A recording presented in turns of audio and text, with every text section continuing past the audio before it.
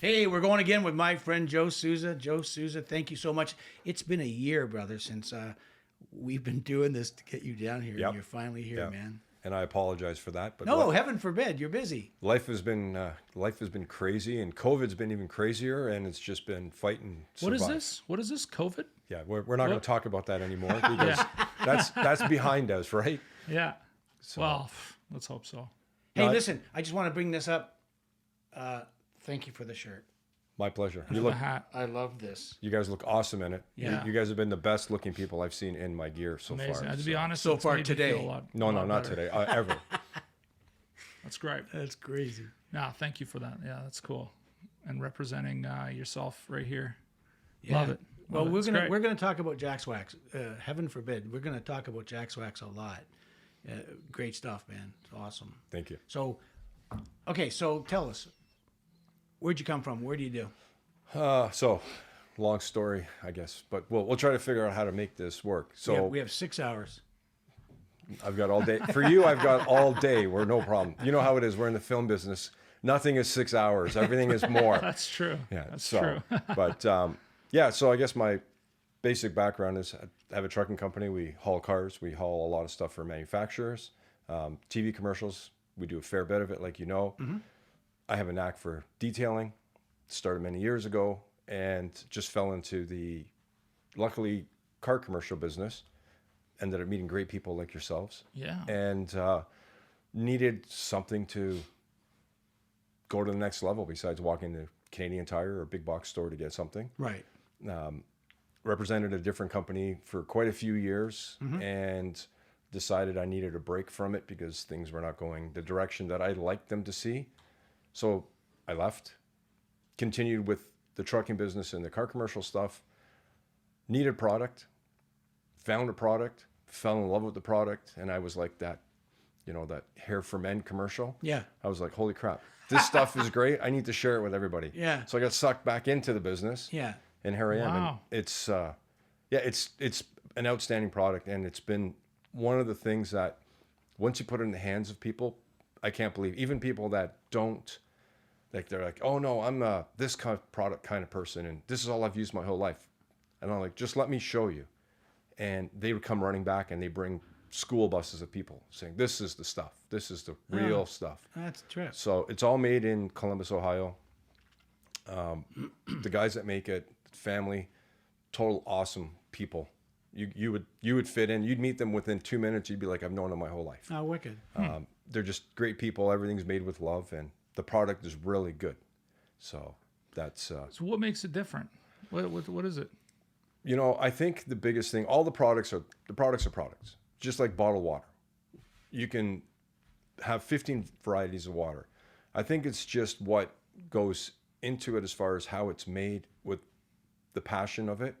And they're not a marketing company. They're not here to try to push their product 15 different ways. Their product is good for what it does, and they make the best of what they believe is the best, and that's what the difference is. And they're not trying to gimmick it. This is what it does. We've made it the best that we can make it, and that's what it is. And Love it. you know, a lot of people come up and they're like, "Oh, why is your product better than somebody else's product?" Just like that question. And it's not. You're buying me. You're getting me and my team. You know, at 11 o'clock at night, if you're in your garage doing something on your truck and you're not sure, you can get on social media. We'll actually answer you. It's not somebody AI or something that's been pre-planned. We'll really? talk to you. Yeah. Wow. Like we'll talk. We've had 2 o'clock in the morning. I've heard a ding. I get up. I look. Oh, well, let me reply. You know. Oh, really? Yeah. Yeah, And- sorry about that. no, that's okay. it's you know, we love what we do. We love what we're about, and we think this product is something that sets us apart from everybody else. But it's us and the knowledge we have and what we share with people Right. that makes it different. And people can order this online. It's going to be ordered at Jaxwax.ca. Yeah. But I mean, it's like going to a restaurant. When you walk into a restaurant and somebody knows you by your first name, you just feel like that's your place to be. And here it's the same thing. Like, we take pride in making sure that you're doing what's best for your car and not killing yourself to get there. Do you have retail outlets? Not yet. Well, we do have one in Holland Landing, Ontario, and there's a location in London. Okay. The London store is a franchise store. Yeah. But again, we're still new. We've only been at this for just over a year. Yeah. So we're trying to figure out the recipe to make sure it works, and then we're going to grow it. Wicked, man. The recipe for the stores. For the stores. Not for Yeah, the yeah. No, not actual for the cleaning product. That's product. all Yeah, done. that's all done. Yeah. Yeah. Wicked. And the other cool thing about this product is some of the other brands that are out there, they're mass produced. These are not. The product that's in the bottles is fresh, like within a couple of months. So when I have to place an order, just like in the US, they have 18 stores. When they place an order, the product's made at time of order. So Okay. it's not like the raw product. Like, it's not Yeah, like that's everything's so mixed good. and it's It's sitting not in a sitting bucket. in a warehouse Correct. forever. Correct. So good. Yeah. Wow. So you're treating your car and the paint with the right Well, stuff. correct. You know, and you would think that the guys would want to do that. They, you know, Yeah. I spent a lot of money on my truck. Yep. You know, you take a lot of care. So you'd think you'd want the best. Yeah, no, 100%. And you know, the funny thing is, a lot of people, it's more of a satisfaction of telling people, look how good I made my car look. And our biggest comment is, your products made it easy. And that's what it's about. You know, my motto is look good, put the work in, but you want to drive the car, not sit in the driveway. Like, Absolutely. when I was younger, my first car was a Corvette. And I probably spent more time washing the car. My dad used to tell me, you're going to wash the paint off the thing. Because I would do a full detail on it, go for a 15-minute drive, come back, do a full detail, put it back in the garage. Like, and that the whole idea is enjoy things, right? Right. So we've got a product that is superior to everything that's out there, does its job, makes your life easier so you can go out and enjoy your car. Well, Amazing. I can't wait to try it on my bike. Yes. That orange paint's going to pop. Yeah. Yeah. Yeah. I'm going to put it on my Ford. And then I won't wash it excited. again for another year. But are you going to ride it a lot between that time? That's what I do. I'm a rider, not a washer. Yeah, yeah. That's what it's all about. I'd like to say, you know, happy bikers are the guys with bugs in their teeth. Yeah, totally. So same idea. So, okay, so we'll get back to Jaxwax. But tell me about your trucking. What do you do? Like, I've seen some of your gear. Yeah, Like, oh my God. it's a little different. State of the art stuff. Huge. Like these guys that are into trailers, I can't say Yeah. what they're going to do. They're wicked. Yeah, I mean, when people look at it, they're like, "Why do you have hardwood floor in the trailer?" And I'm like, "Because I can, and it looks cool, right? It's easy to maintain. Wood doesn't rust, Yeah. and if you take care of it, it lasts a long time." Our trucking business, because of that COVID thing, we had to change things. As you know, we were doing lots of TV commercials, lots of auto shows, Yeah. manufacturer stuff. We've now had to change things, and we're doing a lot of cross-border stuff. That's the niche I decided to go. Instead of running across the country, you buy a car anywhere in the U.S., we handle all of the paperwork, getting it across the border, and we handle all the transport. So you buy it, we pick it up, we deliver it to your door. Now, are we talking new vehicles or it's just any vehicle? Anything. Okay. If it's got wheels, Okay. we'll move it. Anywhere. Yeah. Yeah. Really? So you got a pretty good fleet of guys running around the... I've got a handful of good guys. There's not a ton of guys out there that like to do the car hauling business. And it's been difficult to find people that want to work. That's been one of the biggest struggles since COVID. Big time. Which is crazy because it seems like that is among every industry. Yeah. Nobody wants to do the job anymore. Yeah, that's been the biggest kinda weird. challenge. Getting the work is no problem. Getting paid is no problem. It's finding people to do the actual work. Interesting. And I've been on the strain myself because I go out and drive a truck too. Yeah, I know you do. It's not that I don't like doing it. It's not I have other things I like to do that make money. Mm-hmm. But if I have to get behind the wheel because we've promised a customer that we're picking their car up Sure. in Florida, guess who goes? The loyalty's there. I got to go. That's Right good. on. Yeah. And we don't take on a ton of work. We take on enough just to keep us so we can do 100% of the job all the time. Right. Just Are they all big trailers? Do you have smaller ones where you can bring one or two cars at a time? Or? So we have 9-car open carrier to a 1-car flatbed that is fully tarped and covered. Okay. So if you have a 1 car that you need to go somewhere, motorcycles, we do that too. So and we offer both open and enclosed. So it's pretty. Jeez, man. Wow. What's the consideration? Open and closed. So open carrier is your vehicle is exposed to all the elements. Enclosed, it's like putting it in a box and closing it up. A little more costly So depending on what you're for carrying, the I for the guess, guy. Yeah, for the guy that loves his shit. Yeah. And it's, you know, a lot of people are like, oh, well, it's enclosed. It's, you know, you only put really expensive cars. No, I've put, you know, Hyundais and Kias and Rolls Royce on the same truck. Really? We treat them the same. Yeah. So it's, for me, I prefer to do the everyday car lover's car or antique or classic car versus the Sure. $1 million Lamborghini. Oh, yeah, yeah. Yeah, because they got to be handled differently, right? And Totally. your liability risk is through the roof on those. Where, you know what, unfortunately, sometimes things happen with somebody who is a car lover. You're like, hey, I got a great guy who can paint the car and make that look like it was never there. And they're like, yeah, that's cool. Or a guy, you know, waited 1.5 years or 2 years to get his Lamborghini. He's not as happy about it. Yeah. And it doesn't happen, you know, our risk is very, I shouldn't say our risk, our damage ratio is like 1% of what we move, but it happens. Yeah. Mistakes happen. Yeah. If I wanted something right now in Arizona, can have it here in 2 weeks. really? Yep. You got anything in mind? I'm starting now. My mind's going. Well, I saw that picture of the motorcycle. Yeah. Yep. We can, if it fits in a trailer, we can do it. It's no problem. Cool, man. Wow. And the scariest thing that most people are afraid of is, how do I import the car? How do I go through all the customs paperwork? Yeah. I mean, I don't know anything about how to bring a car across the border. I just need a couple of documents from you and I can do it all for you. You don't have to fight with the government. You don't have to do anything at the border. and You if don't- anybody listening to this has this, wants this done, they can get to Jaxwax.ca. Yeah, you can do Jaxwax.ca and just, I get all the emails for all the Directed to Joe. companies. Yeah. Okay. Perfect. Yeah. 100%. Incredible, man. Yeah. Wow, that's a hell of a company. I never thought about it before. So where's this, obviously this desire for creating a business started a long time ago. Yeah. So what is it? What's with the passion, man? You know, I think it was mainly, I'm a mechanic by trade. Okay. And through my young age, at 13 years old, I started working at a grocery store. And I think by 16 or 17 years old, I was a manager of a department, part-time manager of a department. And I was doing 40 hours a week, still going to school. And I just had that drive. I just enjoyed business. And it just, I don't know, like a lot of people tell me I'm crazy because it's just like, what business are you going to get into next? When is enough? Yeah, we've mentioned it after you've walked away from our conversations. Yeah.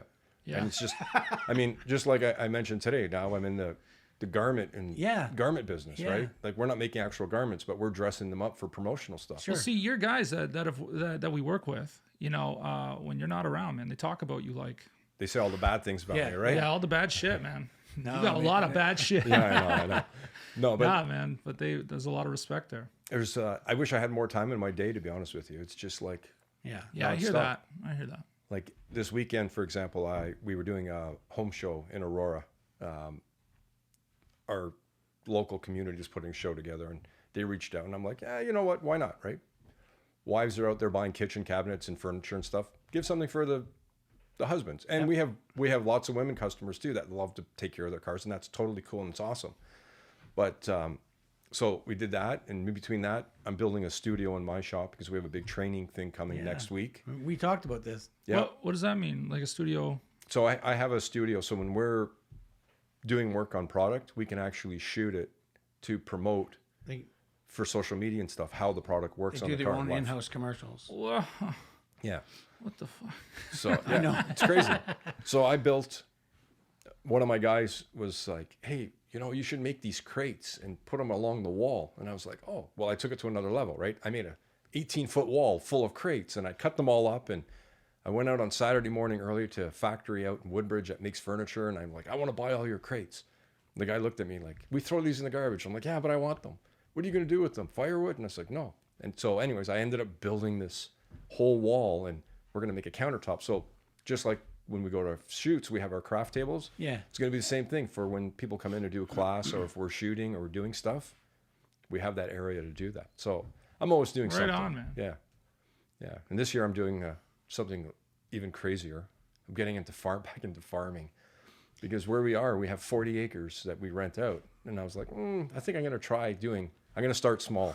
The governments around the world are trying to get people out of farming. Yeah. And I'm jumping Just in. I'm just like a firefighter, right? Everybody's trying to get out. I'm trying to get back in. So what do you rent your land for right now? So they grow carrots, potatoes, and onions on it. Okay. and it's one of, with the area we're in Holland Landing. Yeah. They're the largest for carrot production, I think, in all of Canada. I mean, who doesn't love a carrot? Yeah, I mean, A good carrot. Holland Landing food is Yeah, that's true. mind-blowing. That's the best carrot for sure. so I just figured I want to try something a little different. So I'm gonna start with lavender plants and sunflower seeds. At least I don't kill anybody if I feed it to them. Jack seeds. A field of lavender would look pretty. Yeah, I think it's gonna be cool. It's Wow. and then we're gonna let the community come in and enjoy it, because there's lots of people in our area that do grow that kind of stuff. Yeah. But then they won't let anybody come in. They're producing it for the product. Former stunt guy lives there and has a flower and vegetable. Yeah. Incredible food. Yeah, no, it's really the soil there is amazing. It's interesting because the soil there could be black in the morning, and then it's beach sand in the afternoon, and then evening it's chunky and hard.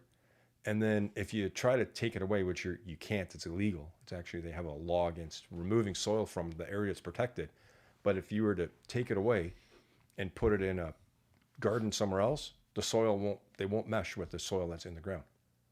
It turns all like clay and like ashy. Now, is it moss? It's not moss. It's a really weird soil. We're so close to the waterbed that it's mucky, but if you let it dry, it turns into beach sand. Well, I heard where you could drive a tractor on one part of it. Yep. And you could feel the vibration of it over here. Yep. Yeah. It's crazy. Wow. Yeah. Yeah. It is. It's a definitely interesting soil that was created there. So are you gonna? Do you need a tractor? Do you need some I have things? all you this have all fun that stuff. I'm silly for asking. Yeah. Well, who do you think you're talking to? Yeah, why are we even doing this podcast? I mean, every listener is going, okay, Jaxwax is trucking and he's going to start a farm. He's got this T-shirt thing. They're all confused already. It really is incredible. And we won't get into the other event stuff that I do, but that's No. other We're going to talk about everything, because that's one thing that Andrew and I are both incredibly impressed with, Joe, is no matter what we talk to you about, it's different.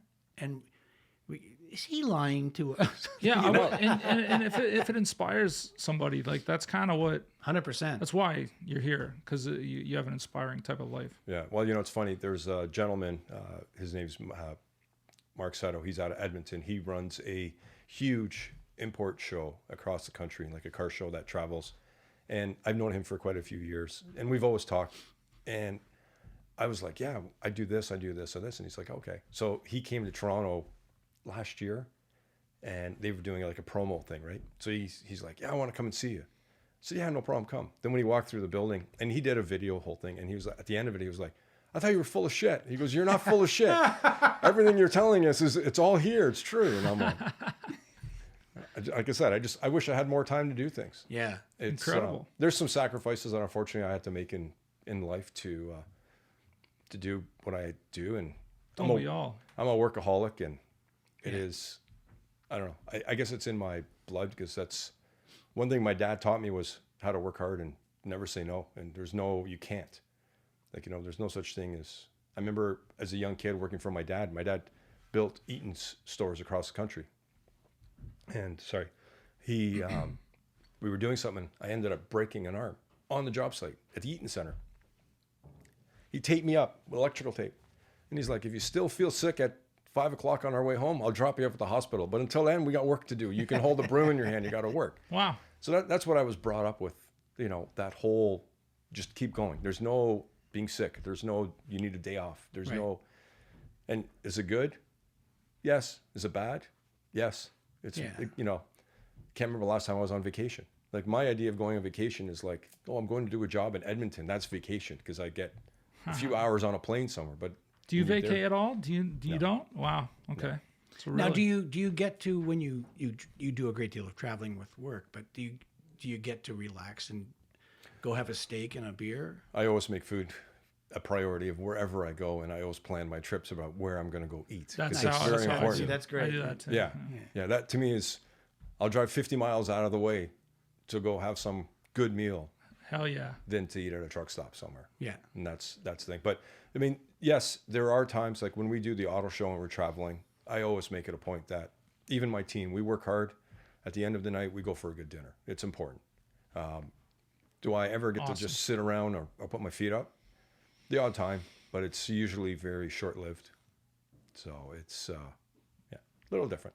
You're the first podcast back, number 29, after what, 3 weeks of Andrew going off to Costa Rica. Well, you went to Tennessee, then I went to Costa Rica for only 2 weeks. No, just a minute. It has nothing to do with me. It has everything to do with you being away. I wouldn't have went away had you not had to go away. I see. Yeah, it's not my Well, fault thanks. at all. It's like 5 weeks of nobody. Anyway, we're having a ball.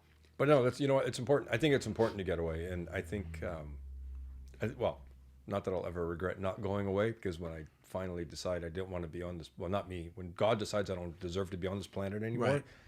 I won't be able to complain about it. Right. So That's true. I just make the best of it while I'm here and keep going, right? But do you love what you do? I do. I love what I do. I as much as I sometimes complain about how I wish I could not do as much. Right. Or like my biggest complaint was during COVID. Everybody had time off and everybody was sitting at home and I wasn't stopping. But I was pushing and trying to just make sure that my lifestyle didn't change. Right. And originally when we found out about COVID, I had COVID 3 months before COVID actually hit Canada. I was in Vancouver doing an event, and I got really sick, and I ended up in the hospital for 2 weeks. And they thought that I had pneumonia or some kind of infection in my lungs. They didn't know what it was. So when they finally got me stable and breathing on my own and everything, they were like, yeah, you can go home now. So I got on a plane and flew home, not knowing what was going on. Right. And then we started Auto Show, and I was feeling okay. So you started the pandemic. Probably did. Okay. I don't want to take credit for. That's one thing I don't want to take credit for, but I'm going to call you Batman. yeah, you never know. No. But I never got it again after that. That's the only, well, I guess not unfortunate thing, good thing, but yeah, just not knowing, we didn't know, right? Never knew. Yeah. But I went back when Auto Show got canceled. We were setting up Calgary Auto Show opening day. I was like, well, we get a week off or so, and we'll go to Vancouver because the next city was Vancouver. And then I never came back. And I thought this, like I kept saying, oh, it's only gonna be 2 more weeks, 2 more weeks, 2 more weeks. Man, it was a long 2 weeks, let me tell you. I bet. Yeah. And then it was just, everything stopped.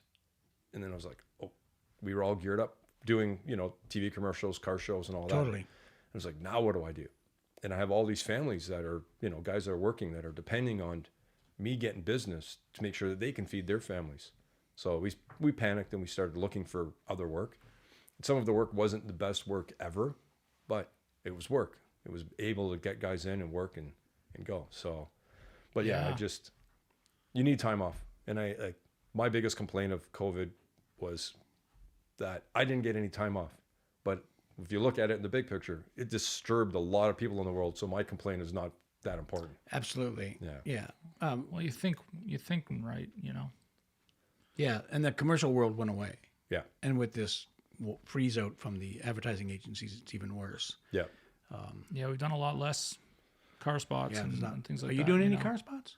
We've done very few, but I'll tell you, I went to a studio to do a spot for a manufacturer. I won't mention who they are. Mm-hmm. They scared the hell out of me. So we went to the studio, we parked the car, and they have a 360 screen that moves around the car. Yeah. And when I was looking in the camera, I was like, holy shit, this looks like we're actually on the road driving around the streets. Fuck. Yeah, and that screws a lot of us. Like the electronic screen. Oh, yeah. Yeah. It's new. And you can't tell. No, it's amazing. And I was like, wow. Yeah, bye-bye stunt drivers. Yeah. Yeah, I mean, and that, and that's, us doing all the things. Now, they don't need me. They need you guys less. They don't need me very much at all because everything can be fixed in post. And before, we would do something, fix it in post, and everybody would be like, oh my God, it costs so much money to do it in post. But yeah, it's been crazy. Like we haven't done, I think the last car thing I did, we went up to Innovate, and that was November. That was like for a shoot. That was it. We haven't done it. We haven't done anything this year. Not even in studio. None of it? Nothing. They're talking about doing something for somebody next week, but it's in studio and it's only like 3 days, and it's like, wow. Yeah. So it's fascinating. Oh, it's depressing. They'll be back. You have to sell these electric cars.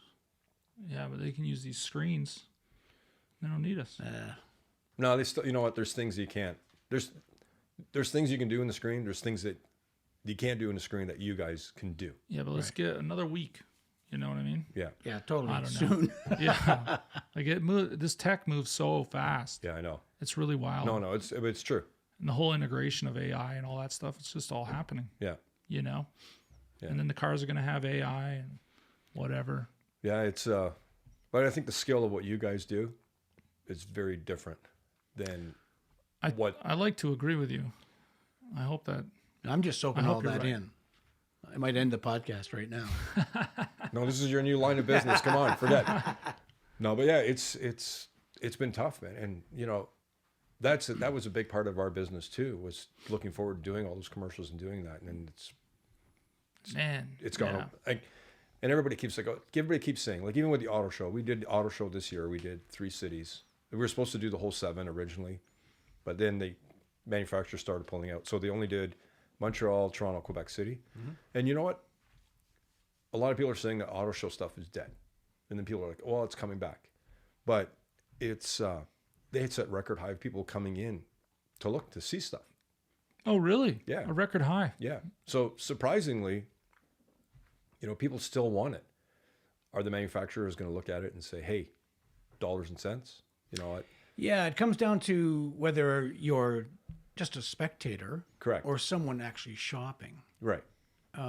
So I think a lot of people want to see the new gear. That would be awesome to go see. Well, a the lot stuff. of these things, even in like the gaming community or tech community, a lot of these big events that go on every year are not happening. They're canceling. Yeah. In a lot of ways. I'm not even sure if I know why necessarily. Do you? I think it's dollars and cents. It's Yeah. just, you know what? They went through 3 years of COVID. And yeah. It's just they didn't spend all that money. Like, put on an auto show's like, you know, $10+ million to do it for one manufacturer. Well, they didn't have to spend all of that. Oh yeah, they didn't have to spend all of that. Now, guess what? They still sold the same amount of cars. But I think on the car thing, the other thing is there's no inventory. yeah. You know, any car you want to buy, it's very rare you can find something you want. You gotta settle. Like, I bought a brand new 450 and I ordered it. I waited 1.5 years for it. It showed up. It was the wrong color. The guy at the dealer said, "Do you want it or don't you?" Like, there's no, "Oh, sorry, we made a Holy mistake. fuck. We'll give you a deal." It's like, "Do you want it? If not, there's 10 guys waiting behind you that'll take it." I keep getting asked to sell mine Jesus. back. Yeah. Yeah, me too. Yeah, and if you can find something you like now, do it and make the money, because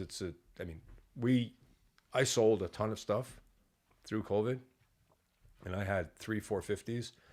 I made all my money plus back. It was crazy. Really? Yeah. People keep telling me to sell mine. Yeah. I got a 2020 Ford ST Explorer, you know, and everyone's just like, you should sell it and make more money. You can make money. You can make enough money to get out of it if you have a lease on it, and make some money to give you a down payment to the next one to get into something new. Fascinating. Yeah. What a world. Okay. Yeah, it's crazy. It's crazy. It started a couple of years ago. Like, I mean, I sold a 2018 Jeep Wrangler that I had for more money than what I bought it for. And then I bought a Bronco and I sold it for more money than I bought. I made money on everything. And it ended up, it was like I had money to buy something else. It was crazy. It was just, it was nuts. But Man. the whole world's all over the place right now. Yeah. Yeah. Totally. Yeah, that's for damn sure. But people want to clean their cars. Where's Jax come from? The word Jax. So the founder of the company, his name is Jack Miner. Okay. So he's Jack, and he had a job that he lost back in, I guess, 30 years ago. He was an engineer, and let me back up. So he lost his job as an engineer. He had a young family. He needed to support. He found a local dealer in Ohio. They gave him a job, and he says, "Oh, do you know how to detail cars?" He goes, "Yeah, of course I know how to do that."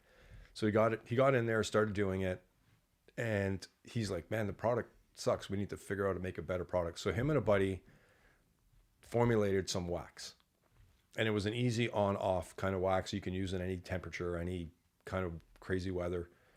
And then he went on a flea market and tried to sell some stuff. So he sold a bunch of stuff. Then he went around to a bunch of other used car dealers and told the used car dealer, "Hey, would you buy my wax?" And the guy says, "Yeah, let me try it." So the guy goes, "What's your name?" "Jax." And he wrote Jax like that. Oh, Trip. And he put wax on the bottom. So that's how the company started. Jax Wax. And then this guy that bought at the used car dealer called back and he goes, how big can you make these containers? This stuff is amazing. So that's originally how the company and the name started. Awesome. It's really cool. But there is actually a Jax behind the Jax Wax. That's It's not good- like they good just to pulled know. the name out of a hat Yeah, and said, here, this is what we're going to call it. Cool. Yeah. Yeah. And it's a generational business. So now the son is running the business, and Right. his son will probably continue running the business as long as I don't screw it up and then put them out of business. But that's not going to happen. But yeah, it's been an exciting journey, and it's still So how many products do they make? we got over 200. Really? Yeah. And one real cool thing about And you brought us two. no, I brought you a bucket full of stuff. I can't overwhelm you. Just a minute. What's in the bucket? Oh, there's cool stuff, but we'll all three of us will have to fight I'm to thinking open that it's bucket. one big fucking thing of We should do a cleaner. bucket opening on here.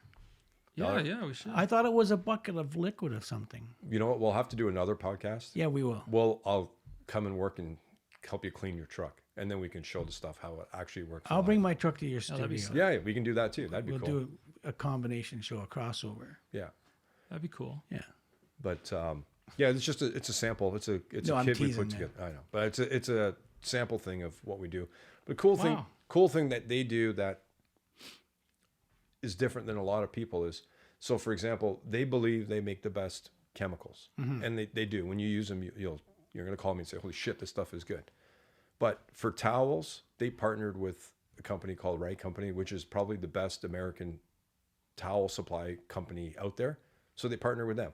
So they found all of these guys that have niche markets, and they're like, hey, we're going to sell your stuff, and we're only going to sell the top quality of stuff that we can. Instead of going out there and saying, well, we're going to copy somebody's stuff and we're going to put our own name on it. So their whole idea behind it is we only carry what's the best and we only sell what's the best that we can get. Love it. And it doesn't have to be theirs. Doesn't have to be theirs. That's Correct. that's respectful. Yeah. Wow. Yeah.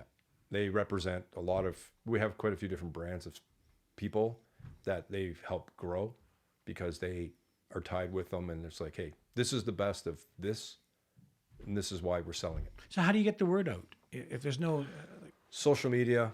I'm really tied into the car community. yeah, We of go course to you are. Yeah. we go to car shows. Like we've started already with the nice weather. Yeah. I think we went to a car show every single night last week. And it's just being part of the community. Like a car, like a local. Yeah, just like some parking lot meet. And Awesome. and it's one of the things that we've done is we've had young kids that are new into this, and they want somewhere safe to kind of go and do a show where they're not going to be harassed by the police. And we've said, hey, if you need a place to host events, we'll help you host it. You can come. I have a 5-acre yard. Come and do it in our yard, as long as nobody does anything stupid. Right. We don't tolerate, drinking on. A lot of guys, they do these things and they go out and everybody's drinking. We don't tolerate that. I won't go. When you leave respectfully. Yes, of course. If Absolutely. if you want to come back, just be respectful and treat it. You want to come and hang out?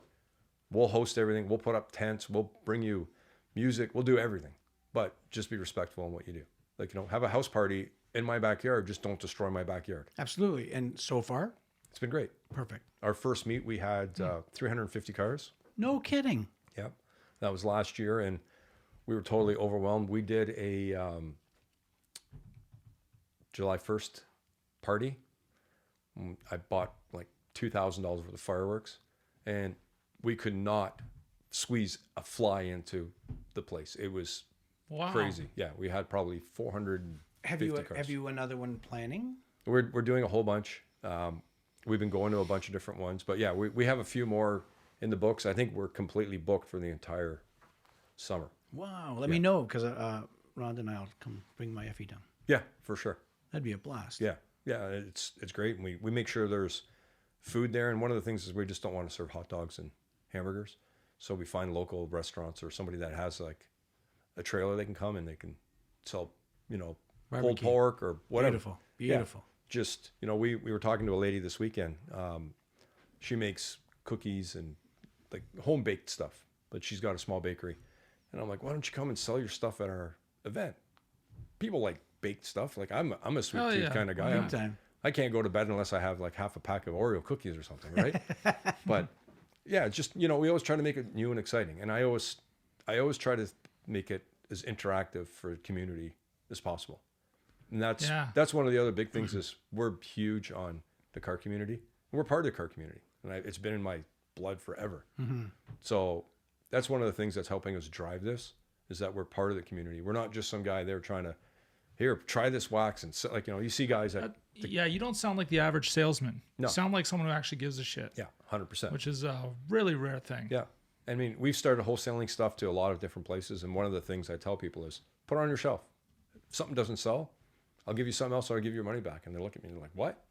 You mean I'm not stuck with it? Why would you be stuck with it? I have somebody else that'll buy it. So it's just a different approach on how to... It's great. To do it. So great and refreshing, man. Yeah. No, it is. It's incredible. Yeah. So we're just trying to be able to buy a second steak when I go out for dinner, just make a little extra cash. That's all. Right on. That's incredible. So you were a mechanic. Yeah. And how old were you when that started? 19 years old. Oh, really? Okay. Yeah. And I did that for quite a few years. So you were probably a car freak before you, of course. Oh, yeah. That's what got you into mechanics. Yeah. I think before I even said my first word, I was doing the noises of vehicles. For sure. Yeah. And I you know what the funny thing is, when I was younger, I had a whole fleet of Tonka toys. Yeah. And I remember my mom, and she'll tell me today, my mom's 83 years old, and she'll be like, do you remember this Canadian Tire truck that you loved and you went crazy for? And it was a Tonka-sized truck, and it was a Canadian Tire. Well, a few years ago, I had a deal with Canadian Tire, and I actually got my own real Canadian Tire truck, and we did a whole NASCAR circuit with it. And my mom was beside herself. She goes, see? And to me, that's like dreams come true, right? Big time. I played with this thing, and now I have a real full-size one. So That is literally a commercial. Yeah. A heritage Well, style. that is. Hey, That's we a should try to heritage- sell that to Canadian Tire. That's I'd be a all great for idea. that. Yeah.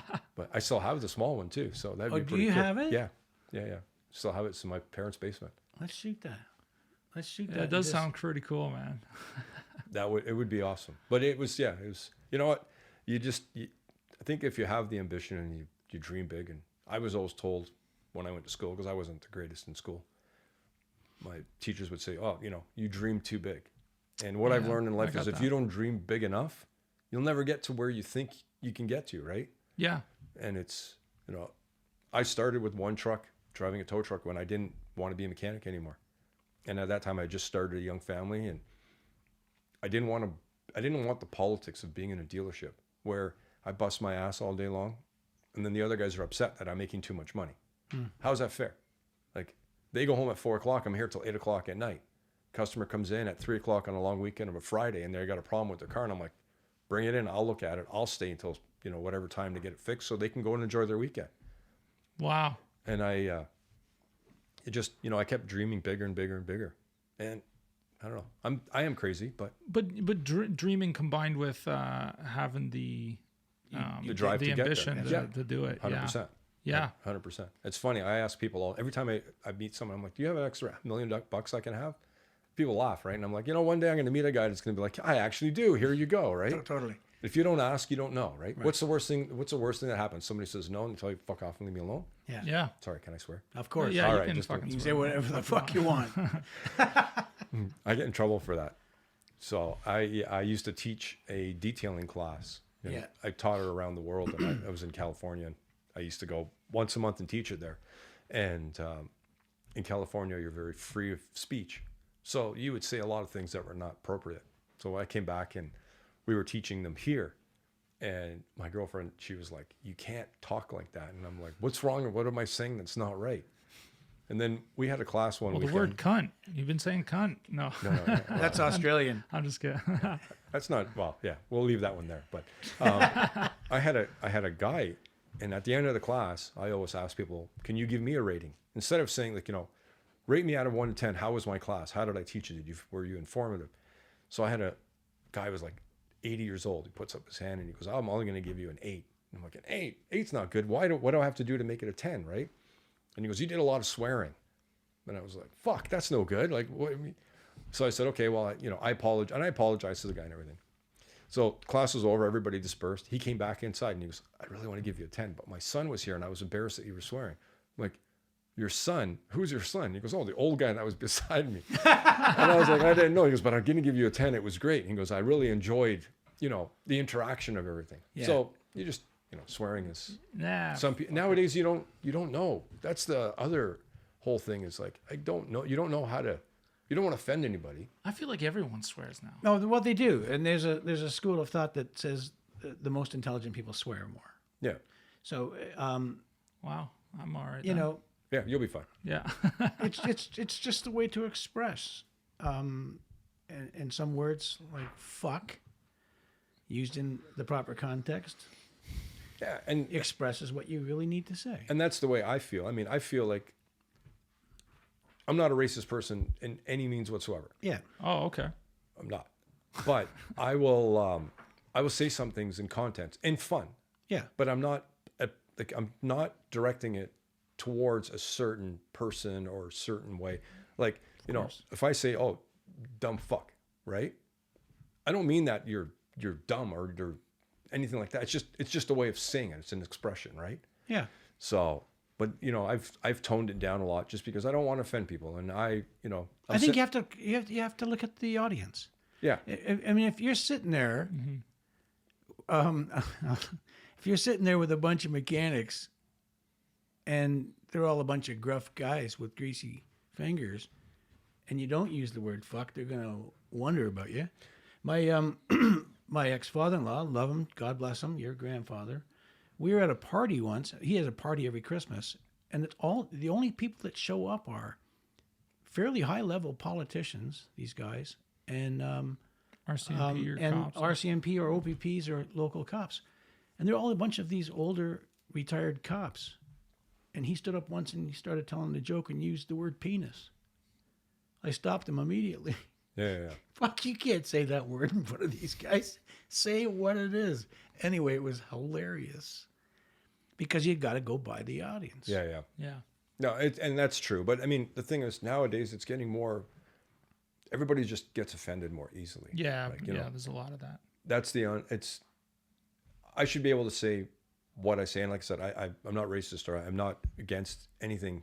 Yeah. And we if I get say it. something, I just say it, and I'm not saying it because I'm trying to demean somebody or make somebody feel less than they are, because that's far from anything. I usually put myself down first before I do that to anybody else. Sure. But it's just, you don't know nowadays, right? It's just everybody's like, it's so weird. Like, you go in somewhere and you buy something, McDonald's drive-thru, you order a burger. How can you fuck that up? And you get out the other side and you're like, how the fuck did you screw this up? Yeah. There's a lot of that. You know, for sure. And then what do? You go back and yell at somebody? And I see it. Like, you know, I go into some of these places and somebody's yelling at somebody because they did something wrong. And, you know, you feel bad for the person that's getting yelled at, but you're a dumbass. Why would you not just follow what's... Like, if I tell you I can't have cheese on something because I have a lactose issue or whatever, and I've opened the sandwich and it's got cheese on it, like, well, that was the first thing I told you, and I would 100% make sure. Yeah. And it's just people don't care anymore. Well, you know, yeah, I agree, and it's a chain of communication. Right. The person you told had to type it into a machine. Right. Whether they put it in or not, the person that's making that hamburger with this cheese has been building that hamburger all day with cheese, and you're the first person to ask without it. So their habit's putting the cheese on. So, and I absolutely, you know, Yeah. Yeah. they're not paying attention. But you know, it's funny. I went to a restaurant, and I was in California, and I asked for them. We ordered pizza. It was a pizza place. Don't ask me why I went to a pizza place. I can't have cheese, but I went to a pizza place. I told the guy, "Can you make mine with no cheese?" And the guy said, "No." I said, "What do you mean no?" He goes, "We don't make alterations on our menu." I'm like, "Don't put the fucking cheese on the sandwich, on the thing. Just don't put it Just on." Don't put it on. And the guy said, "No, my guys don't know how to do that." What are you telling me? You just don't sprinkle. That's ridiculous. But that's what's coming, right? And that is okay. I mean, he's probably like me, where I just don't imagine things without cheese. It doesn't make. It's like a car without a body, without a frame. But look, how many times have we been on set, and a client wants something that is impossible to do, Right. but we prove to them it's impossible to do. We attempt it. Yep. It's not even Right. like no, we're not doing it. Period. Yeah, my guys don't do that. Right. Like, I can tell you the stuff that we've done that is nowhere in the ballpark of what we're supposed to do. I never say no. This is what it is. Like, I mean, I've had to go buy hemorrhoid cream for somebody. Like, can you go get this? Whatever. Like, we're here to do it. Let's do it. Like, whatever. We'll That's go get it. not I'm what not you applying put- it, but I'll go get it. Yeah. But I mean, it's the new way. It's like, oh, it's not my job. But they're like, I know. It's sad. Yeah. Yeah. Well, that's the other thing too, is that I think a lot of this offensive or the offending thing comes from people that just don't mind their own business anymore either. Yeah. And, you know, like you said, the thing about somebody yelling, watch your pens. You know, you go into a store and you see somebody getting yelled at, you feel bad for the guy getting yelled at, but that's only because you don't understand the conversation or Correct. whatever happened. But people love to get into that business now. Yeah. They love to make to pick on things. Well, you see it with the police. Every Yeah, time a cop gets pulled over, somebody's out with the phone right away. Yeah. Like, Oh yeah, yeah. you don't know what led up to that. Yeah, and you don't, and you know, a lot of my cop friends tell me that you don't know that I've arrested this guy 12 times already this month, and he keeps getting out and he keeps beating his wife. Yeah. And you know, and you have no idea. Or- what I'm dealing Yeah, with. they don't know the context of what's going Yeah. on. Yeah. Nobody or knows the context. or your friend was nice to them and human to them a couple of times, and then the guy turned out to be, you know, try to stab the guy or do something. Totally. Like, you know, and that's the thing. Like I always, when I see people doing that kind of stuff, in my head I'm just like, Well, it's because people want something to talk. They want to tell people this drama. They want to tell somebody what they saw today. I saw a cop do this, and they might even be enthusiastic about the story when it was only this big. Right. You know. right. It's Yeah, the people TikTok, just want YouTube this- generation. Yeah, it's an attention thing. Yeah. Maybe, you know. And it's sad. I agree. It's sad. It's unfortunate because the society that I see, and I see it in generations in my own family, how it's becoming people care less and less and less and less. Yeah. And it's just, Yeah. it's sad. I mean, I don't know. I'm 53 years old, and I guess I just look at things very different, right? Like, I have Man. I have it employees that makes say sense. like, oh, you know, I need days off. The hell needs a day off? Like, what is that? It's our busy season. We need to work, right? Yeah. Wow. Yeah. But I mean, again, they deserve the day off. They deserve to have family yeah. time, right? But it's my mentality of the way I was with my dad. Like, our day was never done until it was done. Like, there's always something to do, right? But yeah, I know. Fuck. I'll probably be digging my own grave when I get there, right? You're like, hold on, I died as my funeral, but can I dig my own hole first, and then you can bury me, right? But, That's That's kind of funny, hilarious. actually. Do you have? Does the word retirement ever come into your mind? Oh, no. Not at 53, but no, I'll tell you right now, retirement for me, I think, and what I've seen in our family history, retirement means you're going to die soon.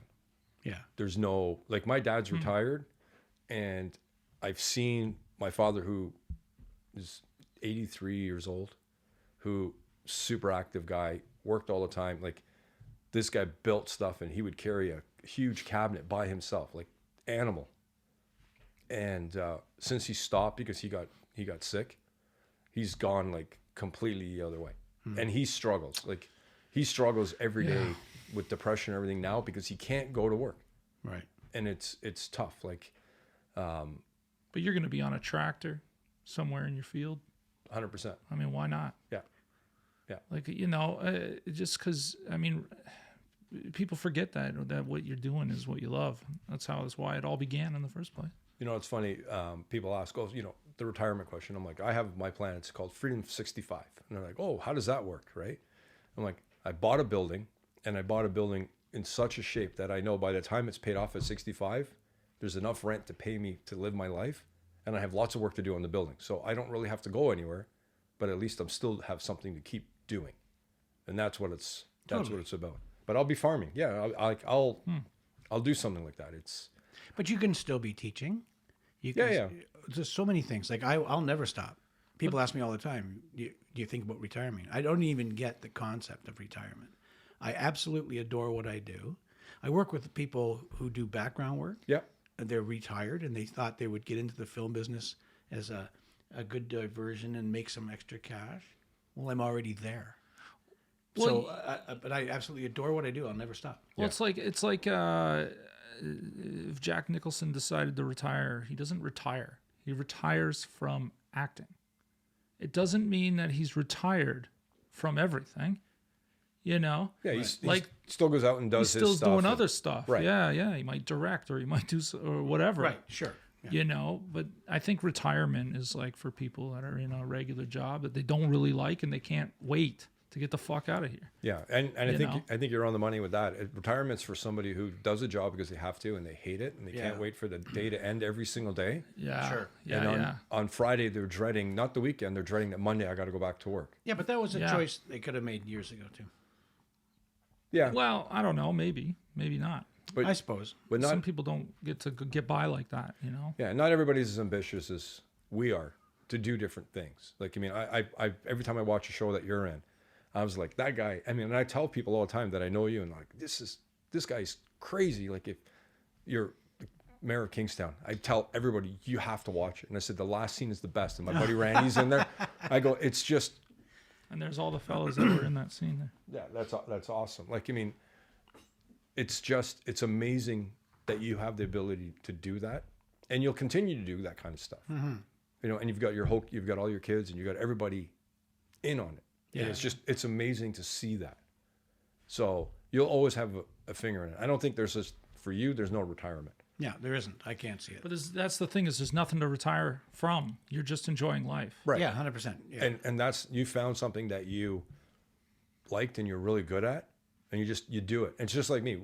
Everything I do, and I drive people crazy because I work 7 days a week, but I enjoy everything I do. I don't mind getting up. I'm tired. Yeah, I'm exhausted. Of course. Some days.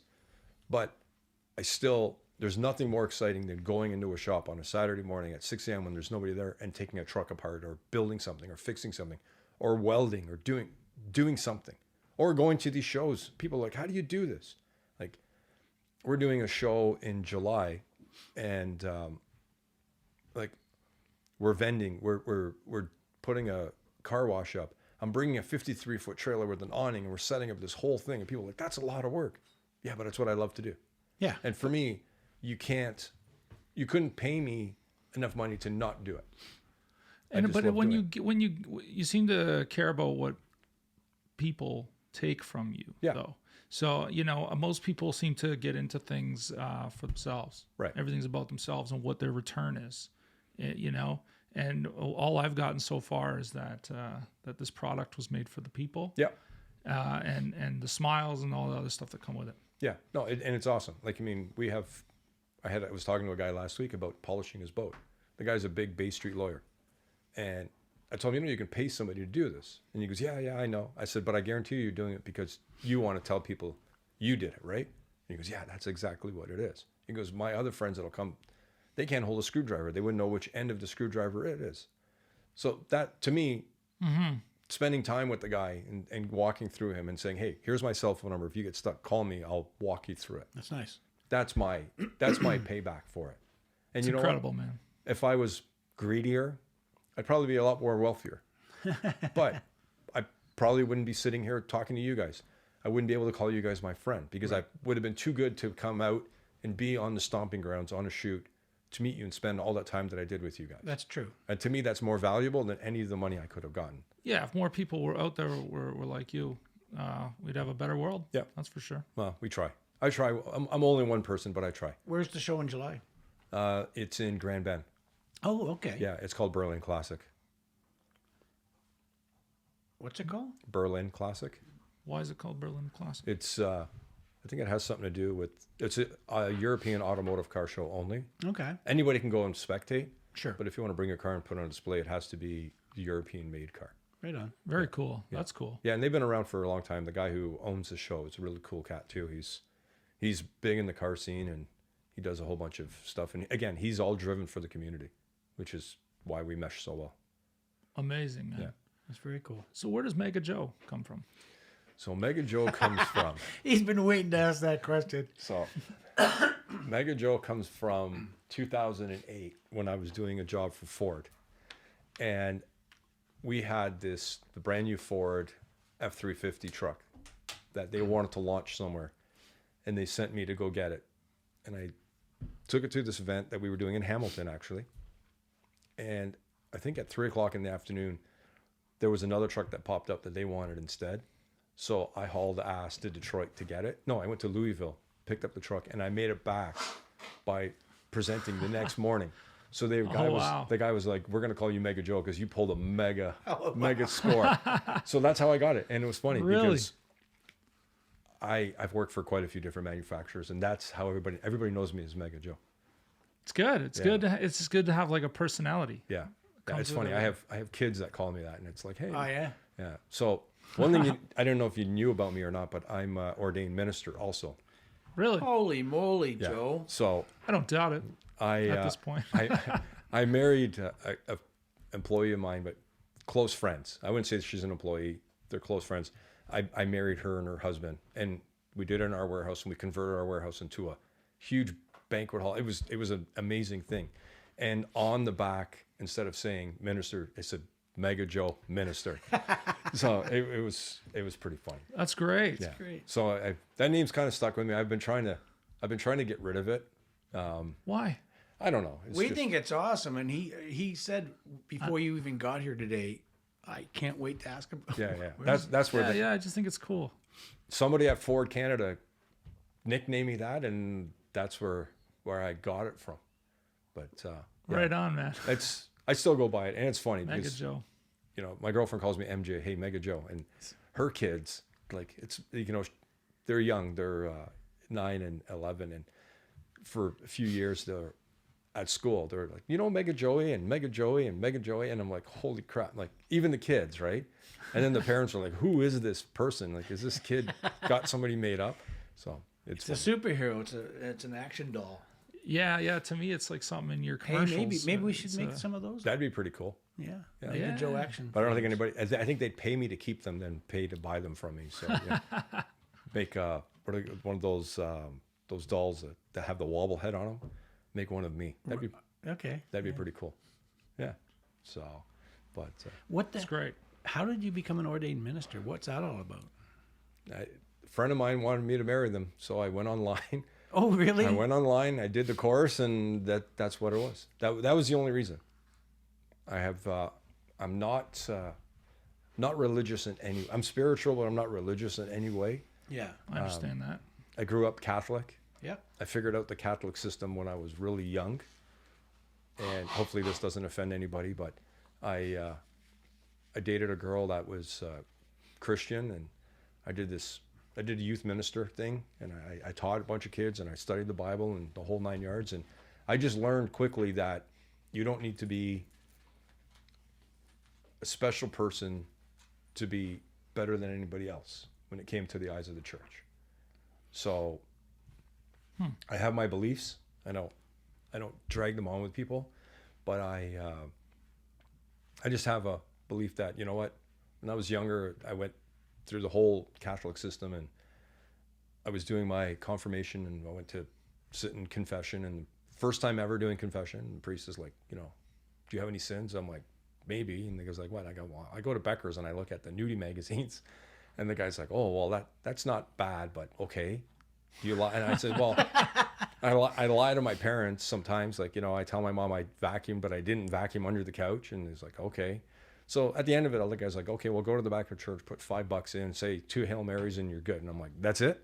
And I'm forgiven. And I'm like, and the guy's like, yeah, that's it. So to me, that was like, oh, this is a scam. They just want the $5, right? And then later in life, being a youth minister and all that, and learning, it was just like, you know what?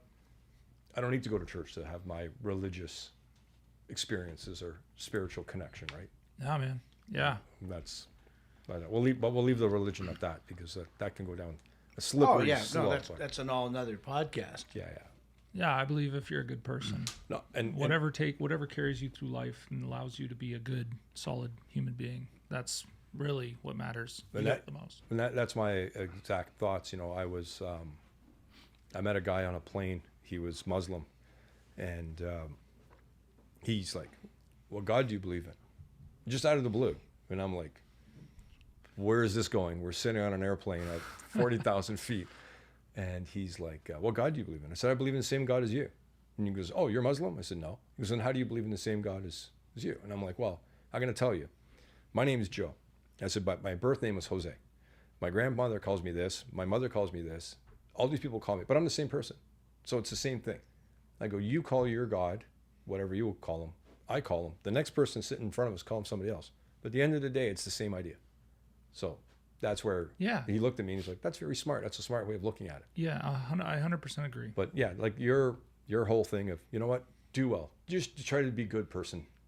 You know, it doesn't mean you have to go out and give everybody everything, but be a decent human being and understand that you don't know what's going on with somebody else in the daytime, right? Yeah. Like you can get up this morning, you can go to Tim Hortons, somebody buds in your line. You don't know what that person went through this morning. Right. Maybe their dog died. Maybe, you know, maybe their parents are sick or their kid is, you don't know. So you know what, just be decent. Don't be an asshole. That's it. Just make it easy for people to be around you. You know, like, yeah. You may never see that person ever again. And if you never see that person again, is it going to gain you anything by being an asshole to somebody? No. And you know, I remember many years ago when I was driving a tow truck while I was a mechanic at night, got involved in this whole other racket of towing cars. And I met a lot of cool people and I learned a lot. I was at an accident that happened early morning, and there was an older guy he T-boned somebody else. He got into an accident. And this young guy who was dressed in a very expensive suit going for a job interview was yelling and screaming at this poor old guy because he was going to be late for his interview. So I ended up towing the old guy. The old guy ended up he was just shaken up, and he goes, I can't believe that guy was yelling at me like that.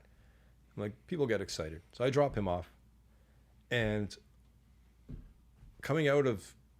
after dropping the car off and all that, coming out of the building, I see this guy that was all dressed up. I'm like, oh, coincidence. Got to see you again. He goes, oh, yeah. He goes, my morning's gotten worse. He goes, why?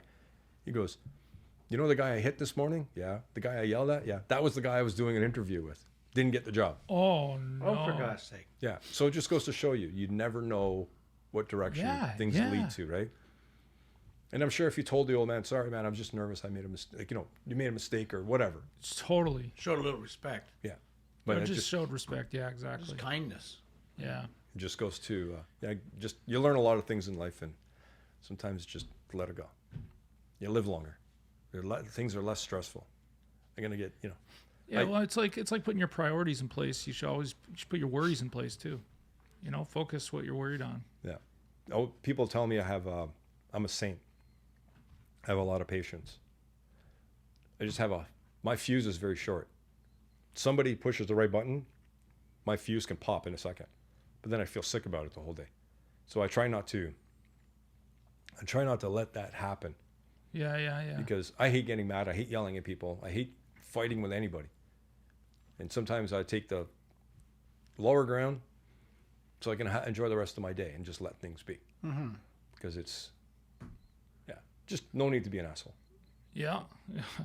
Well, the best I way to agree win a with fight that. is to just not be there when the punches start arriving. Yeah. Just walk away. Yeah. True. And with what's going on in the crazy city nowadays, you don't know who's carrying a gun, who's doing this, doing that. You don't need, you never know. I mean, and I lived in California for a while, and there, you didn't even look at people in the eye because you didn't know what you were going to come up against. Now, don't you think that these attributes are why you're as successful as you are? I would think so. I think it's, I would say yes, because things just happen to fall in my lap with my hard work, because I, just trying to figure out how to word this properly. Yeah, I care a little bit more than most people. Yeah, well, I think that a lot of people that are less successful, perhaps based on like the attitude that they have for life with others, they have that same attitude for themselves. Yeah. You know, if you're disrespecting others, you probably disrespect yourself. And if you think that somebody else can't do something, then you probably think you can't as well. And with someone like you, who gives your community respect and the people around you respect, I imagine it's because you understand with your own self that with your own self-respect, you can do anything. Yeah. And be anything. No, 100%. Does that make sense? It does. And I remember many years ago, my grandfather telling me that if somebody tells you they're sitting there and they're talking shit about somebody else, they're going to probably talk shit about you too. He goes, so don't talk shit about people. That's the bottom thing. Yeah. You know, keep your opinions to yourself. Totally. If somebody's doing something wrong, stand up for somebody and protect somebody. But don't go and advertise the mistake that this person made, because you're going to make the same mistake, or somebody's going to do it to you. So don't do it in Totally. return. So, but yeah, I mean, I think just trying to be a good person and being understanding to people. Yeah. That's the most. I think that's my way of life. Like, I don't get mad at people. It just shit happens, and we've had guys that smash trucks and do stupid things, and I'm like, Well, see, some people think dishonesty and or you have to cheat your way to the top. yeah, there's But you're an example, and so is Randy, an example of guys that didn't have to do that. we could probably both be a lot more successful monetary wise in life, but we like to sleep at night knowing that no one's going to come pounding on our door because we didn't do something that was honest and true. Yeah, I think success agree. is a group of different things, and you put them together, and success isn't just in money, right? Yep. You feel successful when you're smiling at the end of the day, really, I guess. No, 100%. And for me, it's like, it's a legacy. What you leave behind. You Yeah. know, like a lot of people, like, you hear it at funerals where it's what you do in your dash. And every day, my dash is the most important thing of what I can do today. What can I do to change somebody's life in the day? And it doesn't even have to be somebody I know. It could be a simple thing of, having somebody who's getting yelled at, going up to them and saying, you know what, I'm really sorry that person did that to you. They treated you that way. Don't let that ruin your day. To me, that means a lot when I go tell somebody that. Maybe because I know if I make a mistake and somebody comes to me and like, you know what, things happen, don't worry about it. You've done other things that make up for that. To me, it makes me feel, I still feel bad because I did something wrong, but it makes me feel better as a person. For sure. So, and I try to give it back to the same thing. Like, make somebody feel, everybody has shitty days, right? Yeah. Oh, yeah. But because I'm having a shitty day, it doesn't mean I should make you have a shitty day. 100%. So, Yeah. and that's just a different way to look at it. Don't you agree? I absolutely agree. I always say, kindness is important. Kindness is always first. Before anything, be kind. And if you see somebody and you want to say that dress looks nice, or I love your car, or anything.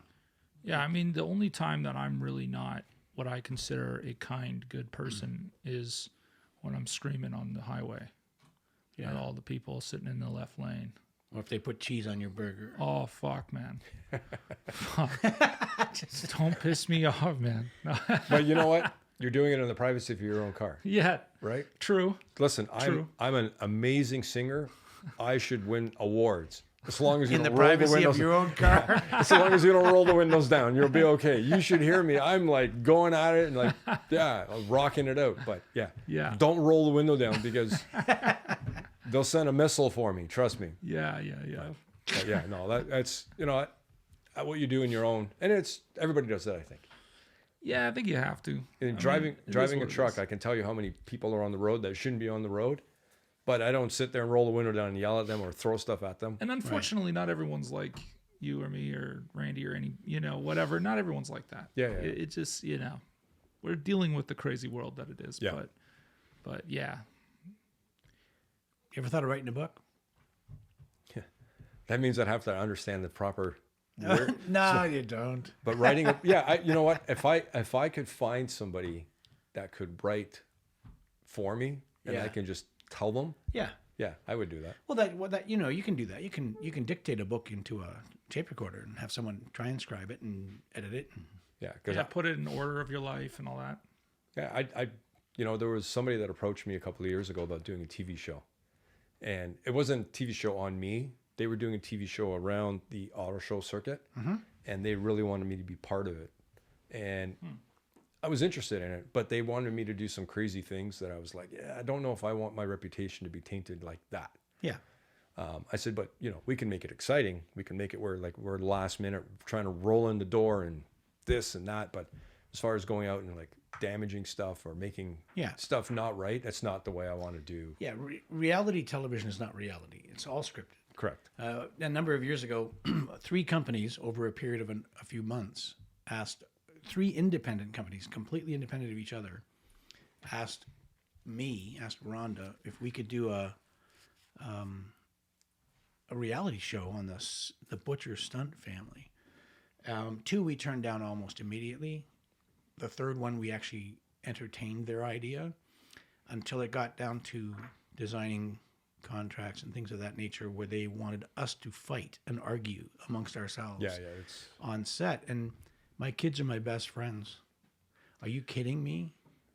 To go to work, and you've seen the dynamic between my son and I on set. Are you kidding me? Yeah. And my daughters? No, it's not. Yeah, they wanted drama. Yeah, There's no. no drama here. no. So that was know. squished. Yeah, Yeah. squashed. And the thing is, you know what? I've worked with Chris. I think Kristen was your other daughter, and you know what?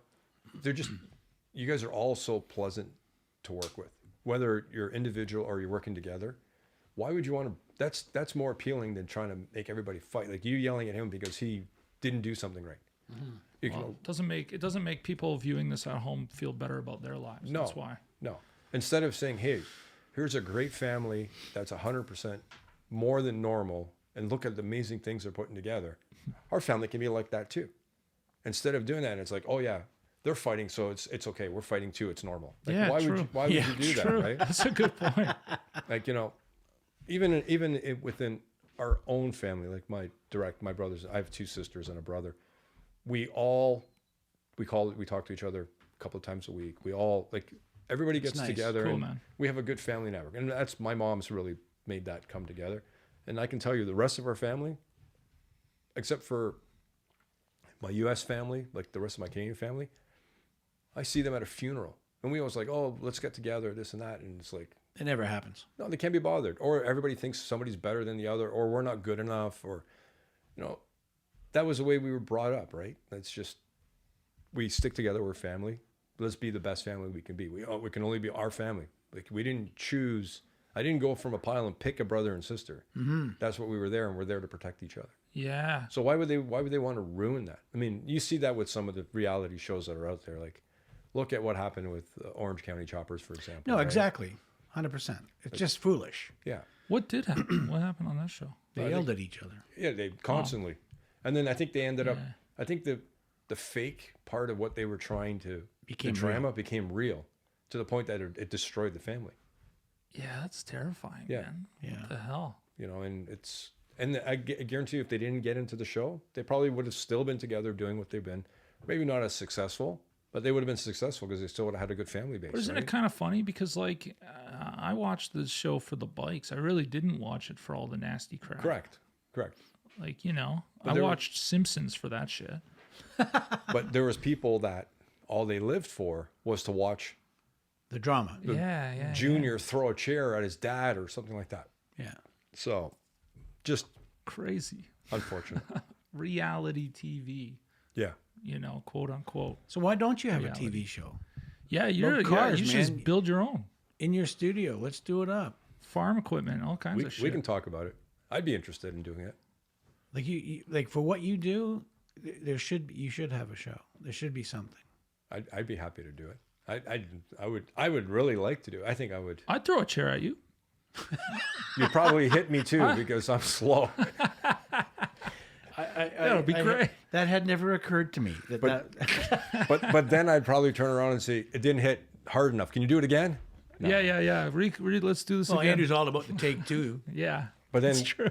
we'd get your dad to come in and teach me how to take the chair properly, and then we'd be all set. Yeah. So Yeah, true. Yeah, Joe, you got to take it better. Don't take it in the face like that. yeah. Yeah. And let's light you on fire while we can too, right? That's not an issue. Why not, man? We can make that happen. That's easy. 100%. Yeah. So, but you know that'd be, you know, it's. I'd be interested in doing it. Yeah. I just don't know. I wouldn't know how do you approach somebody, and I'd have to meet somebody, or somebody would have to know me well enough that knows somebody that's in the industry to say, "Hey, this is a great person. We should try to do something around." I know somebody that could do that. We'll talk about it. All right. Cool. So we're the farmland. Yes. Holland Landing. Now what you're going to do is this land that's currently unused, or are you taking back land? No. I would never take back land. It's, Yeah. That's why I didn't that think so. land is the land that's being used currently is supporting families and feeding people. Absolutely. So I would never do that. Good. Because I don't have the skill to produce what they produce. Totally. But I do have some unused land that's kind of been sitting there. It's where we pile all our burn stuff.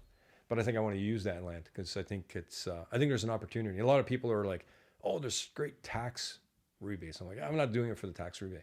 I'm doing it because I need something else to do because I got some free time. I found 15 minutes of free time a day to do it. So no, I think it's something I want to do. And again, I want to try it.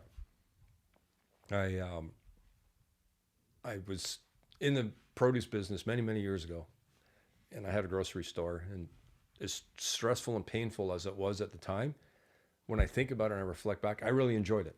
And again, it was all about the interaction of people and meeting people and talking to people. Going to the food terminal at 4:00 in the morning and haggling with the farmers to buy stuff. And now I won't haggle with farmers because I know what it's all about. But it was just fun. It was a lot of work.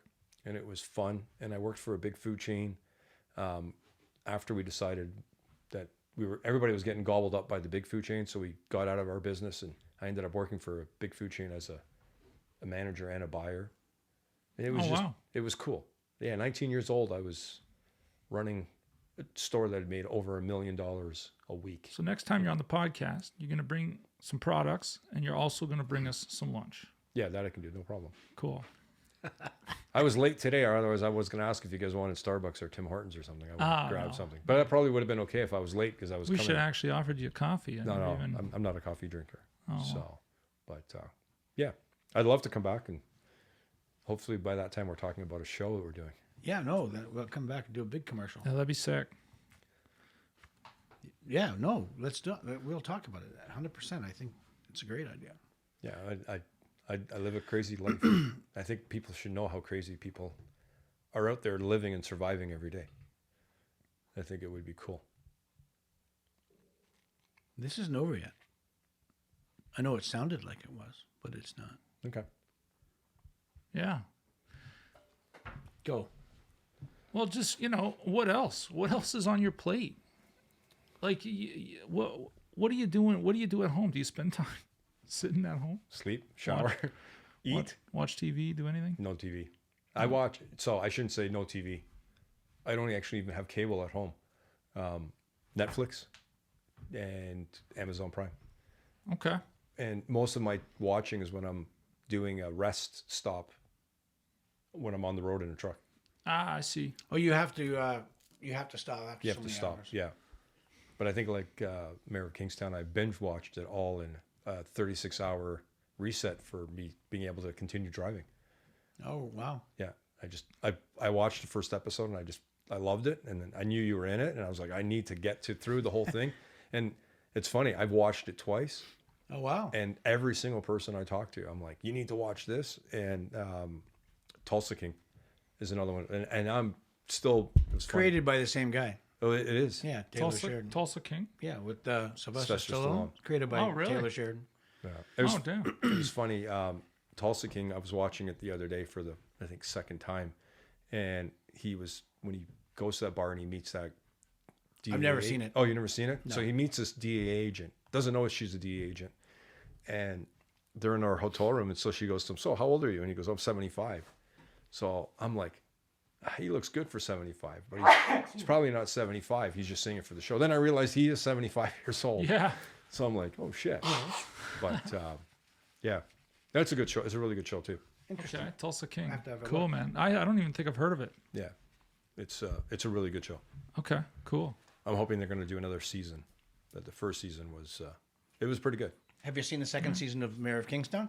Is there a second season out already? Yep. Oh, then Yep. I have to watch it because I've been waiting. Because like I said, I binge watched that the first time, and it was amazing. I couldn't get to the next episode quick enough. It was awesome. We just had Hamish on. Hamish Allen Headley yeah, who yeah. played Robert. Yeah. Yeah. Oh, that's cool. Yeah, that was fun. Yeah, it was cool to have him on. But I'm gonna have to find it and watch it. Yeah, we had nothing to do with it. Okay. They moved to Pittsburgh Okay. for the second season. Yeah, unfortunately. Do you guys have any other big projects coming up, or? We do. We can't mention them here. Yeah, I understand. But yeah, we do. That's good. Yeah, there's always something sort of on the rise. Yeah. That's good. I mean, listen, you guys are. I'm going to say the best in the country. Well, that's do very what you sweet. That's why we have you on. Yeah, yeah. We wanted to hear that. So, and I mean, and I well, no, but I hear it like, when it's funny when we deal with new agencies and they're like, yeah, we have these really good, stunt coordinators, stunt people coming on. And I'm like, oh, is it Andrew, Andrew or, and Randy and yeah. Kristen. Yeah. I said, is the Butcher family? And they're like, oh yeah, you know them? I said, oh, they're awesome. Oh yeah, they're amazing. Something. Wow. So That's nice to hear. you guys are cream of the crop out there for sure. Wow, that's really nice.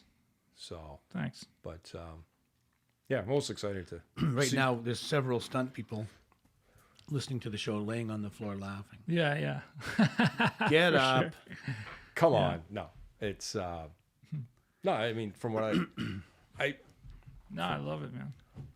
I knew another guy from back in the day that did a bunch of stuff. I dated his sister-in-law actually, but I've never heard, and I don't know if it's maybe more because we're more interactive, but I hear you guys had a lot of stuff all the time, which means you guys are doing a good job of what you're doing. Yeah. So, Yeah. not saying that the other person is not doing a good job, but they're just Not doing as good. not Of the doing. job. They're not as many places, which means that you guys are higher in demand because you do good work. That's all. No, thanks, Joe. I appreciate it. Yeah, no, it's very nice. And you're awesome guys. I love hanging out with your dad. I love hanging out with you guys on set too. And it's, That's great. you're with your sister. We were out in Quebec doing stuff, and it was crazy. Was it Quebec? No, Quebec? It wasn't Quebec. It wasn't Quebec. We did 2 back to back. It wasn't like Transformers or something. No. We did. It was a TV commercial. Where did we? It was a Hyundai commercial. Recently. Yeah, it Pretty was, recent. I think It was like a It was- span of 6 or 7 commercials. Yeah. It was a whole bunch of them in one. Yeah, that was the one she did. Yeah, that's right. We went up to Perry Sound and all that. Yeah, too, to yeah. do You them. guys were everywhere. Yeah, it was crazy. It was the fastest paced commercial I've ever been. Oh, on. that's cool. So you were out there. Yeah, All right on, man. yeah. Sorry, we did another one in Quebec right after. Okay. It was 10 days. I think it was 10 days in Quebec, and it was 6 or 7 days. Oh, that's here. right. And I thought she was on the one in Quebec. No, I don't think she went. I over don't there. think so. No, she didn't. I got mixed up. It was just, it felt like it was one. It was Yeah, for you, it was 17 days Yeah, for yeah, a that's TV crazy. commercial. It was crazy. Yeah. Yeah, that really is crazy. And we went to remote, it was 2-hour drives every day to go somewhere to shoot. Yeah, people always ask about TV commercials, and it's funny because it's hard to tell if you see one of my commercials and I'm driving throughout the spot. A lot of people just go, "That's it? That's what you did?" Well, yeah. I mean, I know that you just saw 15, 30 seconds, whatever, but I did that for 3 days. Yeah. Like the level of detail that they go to on a commercial. It's not like a movie. Movies are big and explosive in a way, but commercials, they're selling a product, and if it's not sparkling, then they don't use that shot. Yeah, you and, know? people would be surprised at how much they shoot Yeah, compared to what they actually. yeah, some of the fanciest fun things that I've done don't end up in the commercial, 100%. or just because it doesn't suit or it didn't shine right. They're in the director's cut on his reel. Yeah, exactly. But it's I was mentioning it earlier. Like now, when we are watching TV or something, or we're at a bar or something, and the commercial comes on, I make everybody shut up at the table and watch it because people don't understand how much work goes into that little 15-second clip. Totally. And unless you're in it, you don't get it. And it's a lot. I mean, I could not imagine on a feature film how much goes into shooting a scene. Yeah. But I know in a TV commercial, because I've experienced many of them, it's like stop, take. And when you talk to people like, oh, they just sit there with the camera and roll the whole thing. No, it doesn't work that way. There's Yeah. so many people involved. Like, Yeah, it really. But in movies and TV, it really isn't the same. Like to me, in commercials are a lot more precise about how they sort of do things. Does that make sense? To some degree, when they're selling something, that they got to get that little Yeah. tiny the bad shot. Like if we're driving around in the Russian arm, and you got to get a bad shot. Yeah, the badge. Yeah. Like it's so tight. Crazy. It's awesome, man. It's awesome doing that though. do you remember? You were on a? I think you were on a Ford shoot with us a few years ago. It was a 10-day shoot too, for the F-150, and then they did a night shot in a parking lot. They call it the $1 million shot because they had to. It was like they had to do a shot in a driveway, and it was a guy. I'm pretty sure you were on it. It's quite a few years ago now. I don't remember. You've done so many, but I just remember this one because it was they call it the $1 million shot. They put a black F-150 in the parking lot, and then they got Dwight Cranes to come and set up all these crazy box lights. Right. And it was just, the lighting was just perfect. And that was the whole thing. There was really no moving components except just this one shot. Or when we do these beauty shots at the end of the night, full lineup. Oh, the pack shot. the pack shot, shots. I hate doing pack shots, but So do I. I love I love most doing pack shots. The most satisfying moment of the whole day. Well, if you're driving together. Yeah, if you're driving, The static pack shots. The static is different. Yeah. nightmare. Like, I mean, I remember we did I mean, one. for you, it's that's true. We did one quite a few years ago, and it was like, we did it at Mosport, and they did it on a hill, and it was like 4:00 in the morning, and I was like, I'm done. I don't want to do this anymore. We've been here for 5 days. And like, we're going to do this pack shot. And the guy's like, the tree is like touching a little bit of the camera lens this way. I'm like, dude, it's dark. Nobody's going to see it. Like, I don't get it. But then when you see it on paper, it's like, wow, that looks amazing, right? Yeah, Or you see it in but Yeah, I mean, I just I remember this McDonald's commercial we did, and it was just unbelievable how the guy that brings in the meal, yeah. And it's like I don't know if it was the Monopoly thing or whatever it was at the time, but you could win a car, and they have I think it was a Jeep or something. They have it right up close to the water, and they got a couple sitting there eating their McDonald's or whatever, but they have the McDonald's meal on the floor, on the rocks. It's kind of a windy day and everything, but this guy comes up with everything's in the plastic, and we're all watching him.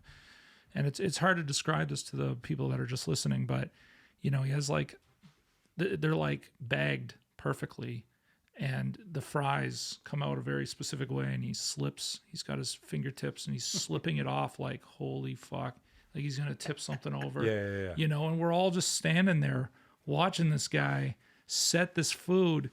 And you're like, it's a cup and a burger. What is going on? The precision is insane. Yeah. Yeah, I've seen people take tweezers and pull out the lettuce. Yeah, To make sure that it's all perfect. Yeah. Oh, no. Absolutely. And the way they hold them. Yeah. It's got to be just Do you right. eat like...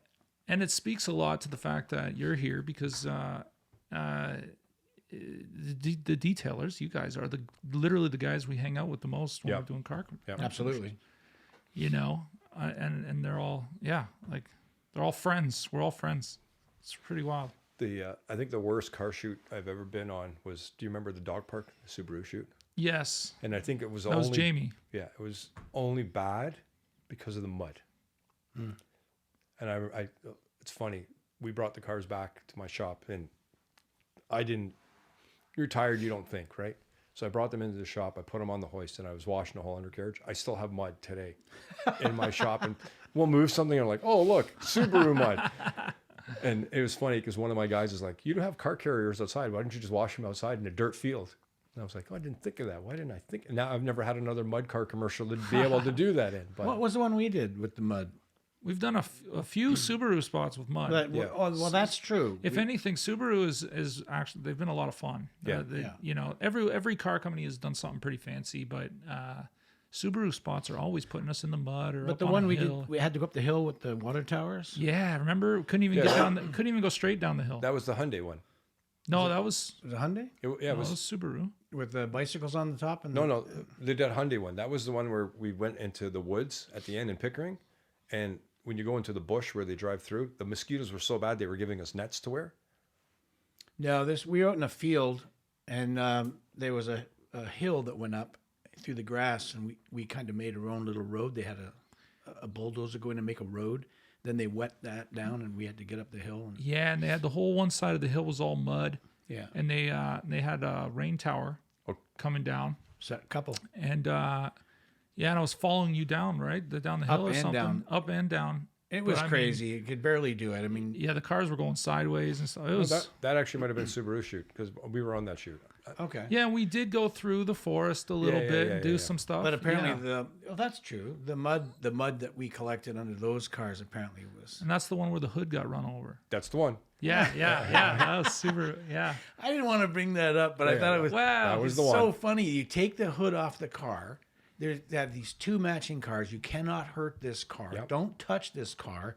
Okay, so we're going to take the hood and we're going to carry it way, way over there and set Put it on it in, there so that no one goes anywhere near it. And then Some grip Yeah. guy, the AD, It was somebody, yeah, somebody ran over it. But he's a great dude, man. Oh, he is. He wasn't happy with himself after that, but Listen, it happens. it does. It happened to me once. We were doing a blackout event downtown Toronto, and I had to take an NSX out of a room, and somebody took a TV off the wall and put it under the car. Oh, And I says, "Everything ready to go?" He goes, "Yeah, you're all good to go." And I drove 3 feet. Oh, my I God. crunch Oh, why did they put the TV under the TV? because they didn't want anybody to step on the TV, so I drove Oh, over for it God's instead. sake. Oh my God. So- Jesus, man. But yeah, I'm like, for me, it was like, why would you put it under the TV? Like, it was a $10,000 TV. Why would you put it Under the under car. the car? Under a car, any car. And the guy's yeah. like, well, I didn't know the car was going to move. I'm like, you're clearing everything out so we can Whoa. get the car out. And yeah, like, crazy. now I'm like, every time I go to move a car, I look underneath it. There's nothing under there, right? But yeah, it happens. Yeah. It happens. Like I said, we move a lot of different pieces of stuff. Yeah. So it happens. I've had a lot of good luck. I mean, I've had close calls and different things, but I mean, nothing too crazy on a commercial. Yeah. On a commercial. We were doing a commercial out at the airport in Hamilton, and I don't know why it was supposed to be an easy driving, very light, like just one car and camera car. I don't know why they didn't have you guys out, but I think this was the last time this one client decided they were never going to hire, like never not bring a precision driver out, because the director said, "Oh, let's go out on the runway. We got like 10 minutes. We'll do a fast pass." And the guy was out and the camera car was beside him. And then he told the actor, "Okay, go right, camera car." The guy went the wrong way, hit the camera car. Oh, for God's sake. And it was the only car in the country. Oh, wow. I had to go and strip all of the parts off of that. Were all mangled. So at least they can shoot around where the damage was. But yeah, it happened. Live and learn. Remember the drone hit you on a Hyundai job? Yeah, that was hit your car there. I think that was inattentiveness, but based on we We had just talked about what was going to happen. yeah, we did a rehearsal. We actually drove. It was in the Hearn. You shot in the Hearn, Yeah. and we're driving down through the Hearn through all those girders, and then when I get to this specific area, I turn left, and they're gonna send the drone down. So we actually had a meeting about where I'm going. When do I turn? I went down, I turned, and the guy drove the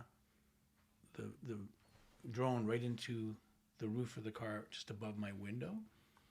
And I thought I hit something. I couldn't imagine what it would be because there's nothing there. Yeah. Yeah. But then he says, "Well, why did you turn left?" Yeah, well, We everybody discussed else it. knew I was turning left. But Yeah. that's just a mistake.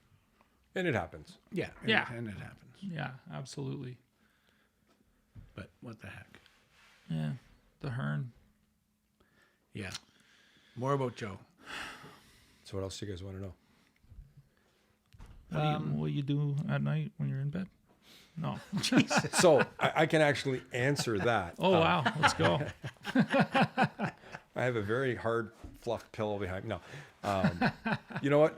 On the nights that I can't sleep, I really enjoy doing graphic design stuff. Oh, really? Yeah. So you're on your computer working? Yeah. Really? Yeah. Like what? Sometimes it's just doing stuff around products so we can post on social media, or designing shirts, or Okay. just being creative with just coming up with different things for all product related, designing a trailer for a wrap or something So like that. here again, you're at home, you're relaxing, you're laying in bed, you're sitting on a couch, whatever you're doing, you've got time off. But that's a lot like what we do. It seems to never stop. Correct. And despite you're still doing something work-wise. Yeah. but you're being creative. You're exercising that creativity. Yeah. We'll go and work all day, but we still come home and write. We still shoot stuff. We still do other things. It's crazy. Mm-hmm. It's a nonstop. It's to me, it's my wind down, and it's probably the same thing for you. Like Yeah. sometimes I like to watch stuff on Netflix or on, on Amazon Prime or whatever. But if there's nothing to watch, sometimes I want to do something different, or 100%. I'll do stuff on Photoshop or Illustrator or something just to do something. And sometimes I come up with this crazy idea during the day, and then I try to go and put it in, and it just doesn't come together. So I leave it. And then a couple of days I go back, and all of a sudden, I come up with this other idea. Mm-hmm. And here, this is what the final thing is. Yeah. But I enjoy that. And I think that's what's driven me to be part of this garment business, is like gives me an opportunity to be like, hey, I can design some stuff for somebody else to use now. Because That's great. one of the things that I've always found is when I have an idea and I talk to a couple of graphics people, they come back with stuff and I'm like, that's not even what I was thinking. And to me, it's like my English might not be good. I can't explain it to them what I want. Right. And it's not that they're not doing a good job. Their stuff is great, but it's not what I wanted, what I envision. Right. So now that I've kind of self-taught myself to do it, I can express myself a little differently. And I've gone to my graphics people and said, here, this is something of like what I want. This is what I create. Now you make it perfect. And just, it gives a better avenue of like, oh, okay, here, this is something to deal with. So if anybody wanted to get a beautiful Jaxwax t-shirt, they can go on Jaxwax.ca. Yeah. Um, Or just send me an email. It's joe@jaxwax.ca. okay. Tell me your crazy idea and we'll try to make it happen. Okay. That's going up on the screen. And I love the hat. Yeah, it's cool. Yeah. Yeah. And, we can do some crazy stuff with hats too. And it depends on the amount of quantity. Like my next batch of hats on the inside where it's all banded, it's going to see Jaxwax throughout all of the inside of it. Oh, wow. Okay. Yeah. Sweet. I just noticed that yours is different than that one. They've got different I'll get you some different ones. Jaxwax thing on there. That's cool. Yeah, we got some product to get. We've been talking about a lot of doing product here on the podcast. Right? Yeah. Jaxwax mugs should and sponsor this show. And then I could be like Joe Rogan and say, hey, this is brought to you by that motherfucking Jaxwax. Yeah. I like that. That's sold. Where do we sign? I like that idea. But that's pretty cool. But I'm blown away by the amount of equipment you guys have set up in here. I want to do a podcast also. Yeah. Because I saw how good you were doing it and how much fun you were having. And I'm like, I want to kind of do my own. And the one I want to do is going to be, I want to go out. We're having a car show. I want to grab some young kid who's built his car. Let's go sit down for 50 minutes. 100%. Let's talk That's about cool. your car. Let's talk. And it doesn't have to be product related. Yep. There'll be lots of it in the background Of type course. of thing. But it'll be like, tell me about you. Tell me why you built this car, why you chose this car, what you want to do. But I don't know Great idea. I don't know if I can pull it off with all of this stuff and having somebody who's behind the scenes doing all the hard work. Yeah. Deanna. Yeah, we love Dee. Yeah. Dee is doing a lot of hard work. She's It wouldn't happen without her. no, for sure. The Rhonda and I will probably be going in May to a big truck show in the States just for all Ford, like 53 to 56 Fords. Yeah. And they let me do a podcast there. So That's cool. it's not going to probably happen, but we wanted to take the stuff down to the hotel and talk to the truckers, talk to everybody, all the builders and whoever's whatever. We just spend a day and then cut it up. Yeah, that's cool. Yeah, we wanted to, but I don't think it's going to happen. Cool idea. We're going to still go down, but Yeah. the timing is not going to work. But you know what? Maybe you can find a little bit of time, even if it's an hour Yeah, throughout the day. possibly. If If if the sun's beating somewhere or whatever, or you know what? I wonder if you can even pitch a tent outside, like a pop-up tent. Well, that they we've would been use. given the foyer of the hotel. That'd be cool. Yeah, so right in the hotel, that's where the show is, and then we can go out and do what we want. We can shoot whatever we want outside. Hey, that sounds cool. You might start something new. You do it, and people are following it, and all of a sudden you get a lot of other people that want to come and be part of it, right? Never know. So And that might be the first episode, sponsored by Jaxwax. We can figure that out. I like you, so I don't mind, doing something like that. Yeah. We can do something.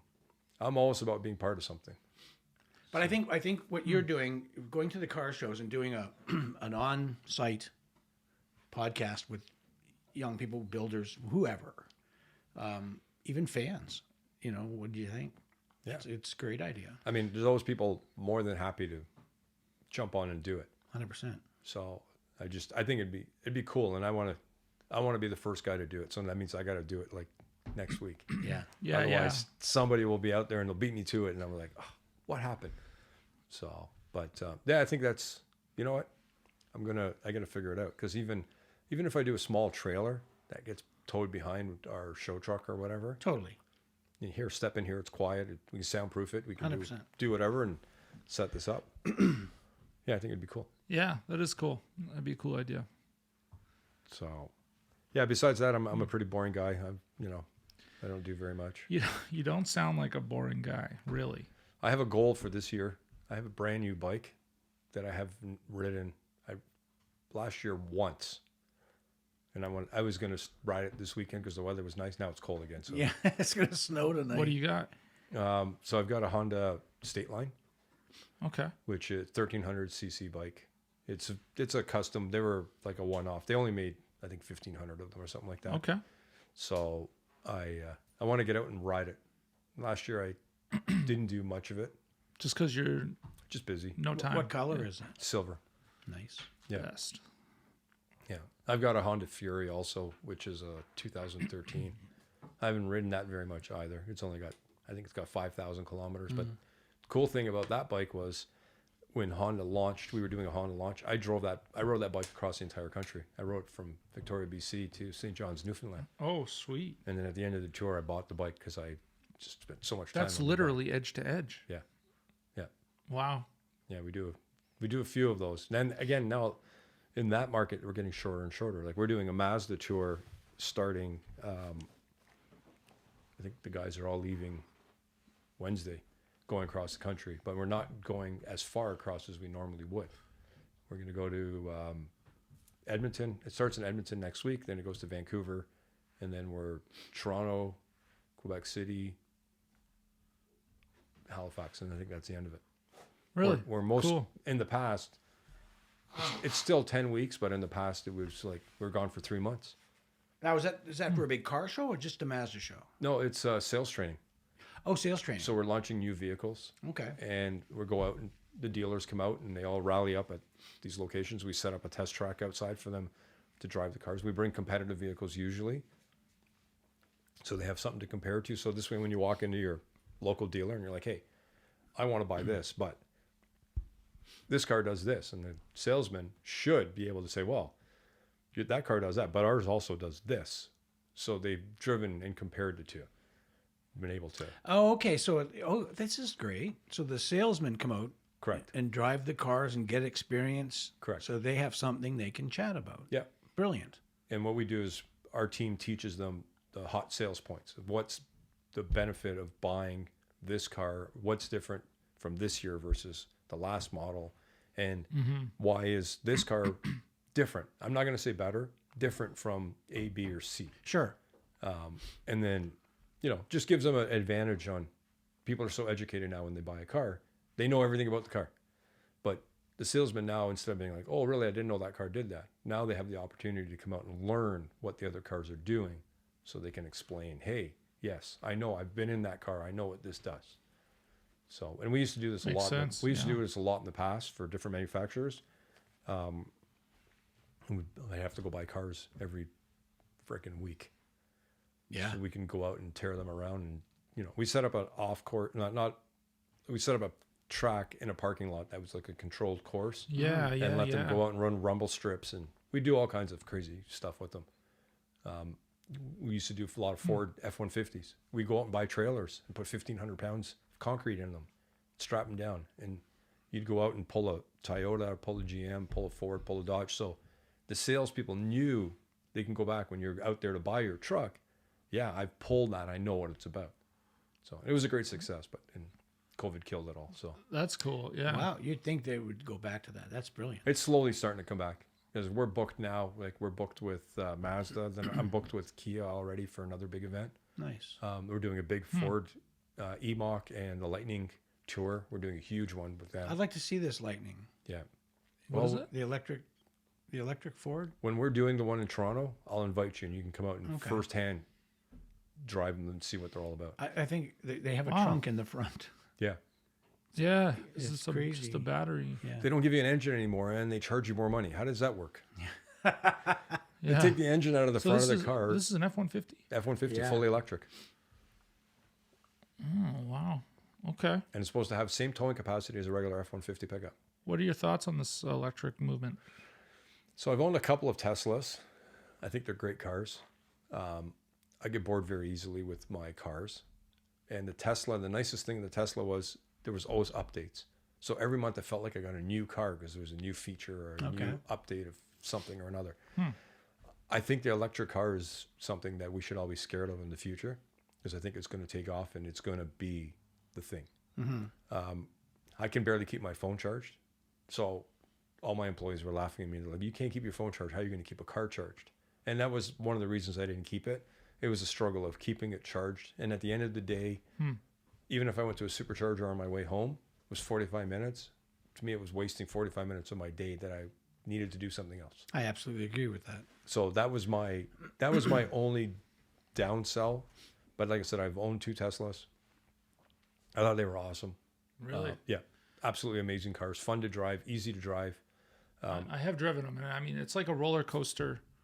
It's literally like a roller coaster that's not letting up. Correct. If you put that down, Yeah. you know, Yeah. they fly. Yeah, yeah. And my first one was a P90D, which was it had launch mode. And it was like the fastest one of the time. It was crazy. It was a fun car. I had a blast with it. Launch mode. Jeez. Yeah.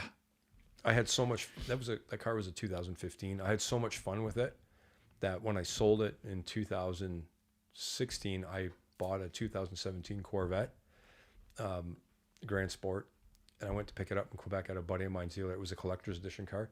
I drove the car and I went back to him and I said, "There's something wrong with this car." He goes, "Why?" I go, "It's not fast." And I remember because I've owned Corvettes in the past and my Corvettes were fast. This was not fast. So the guy says, "Oh, maybe it's in transport mode or something." So we took it back in. Service manager took it in, got a technician to come and check. "No, it's all open, wide open." I said, "Car's not fast." Took a salesman out with me. The guy he asked somebody to come pick him up. He goes, "I can't drive with this guy. He's crazy." And I'm like, "But the car is not fast." And the guy goes, "What did you drive before this?" And I said, "A Tesla." And he goes, "Well, that's the problem. Your Tesla was too fast compared to what this car is." Yeah. So, but I think they're great. I think we're going to have a infrastructure problem.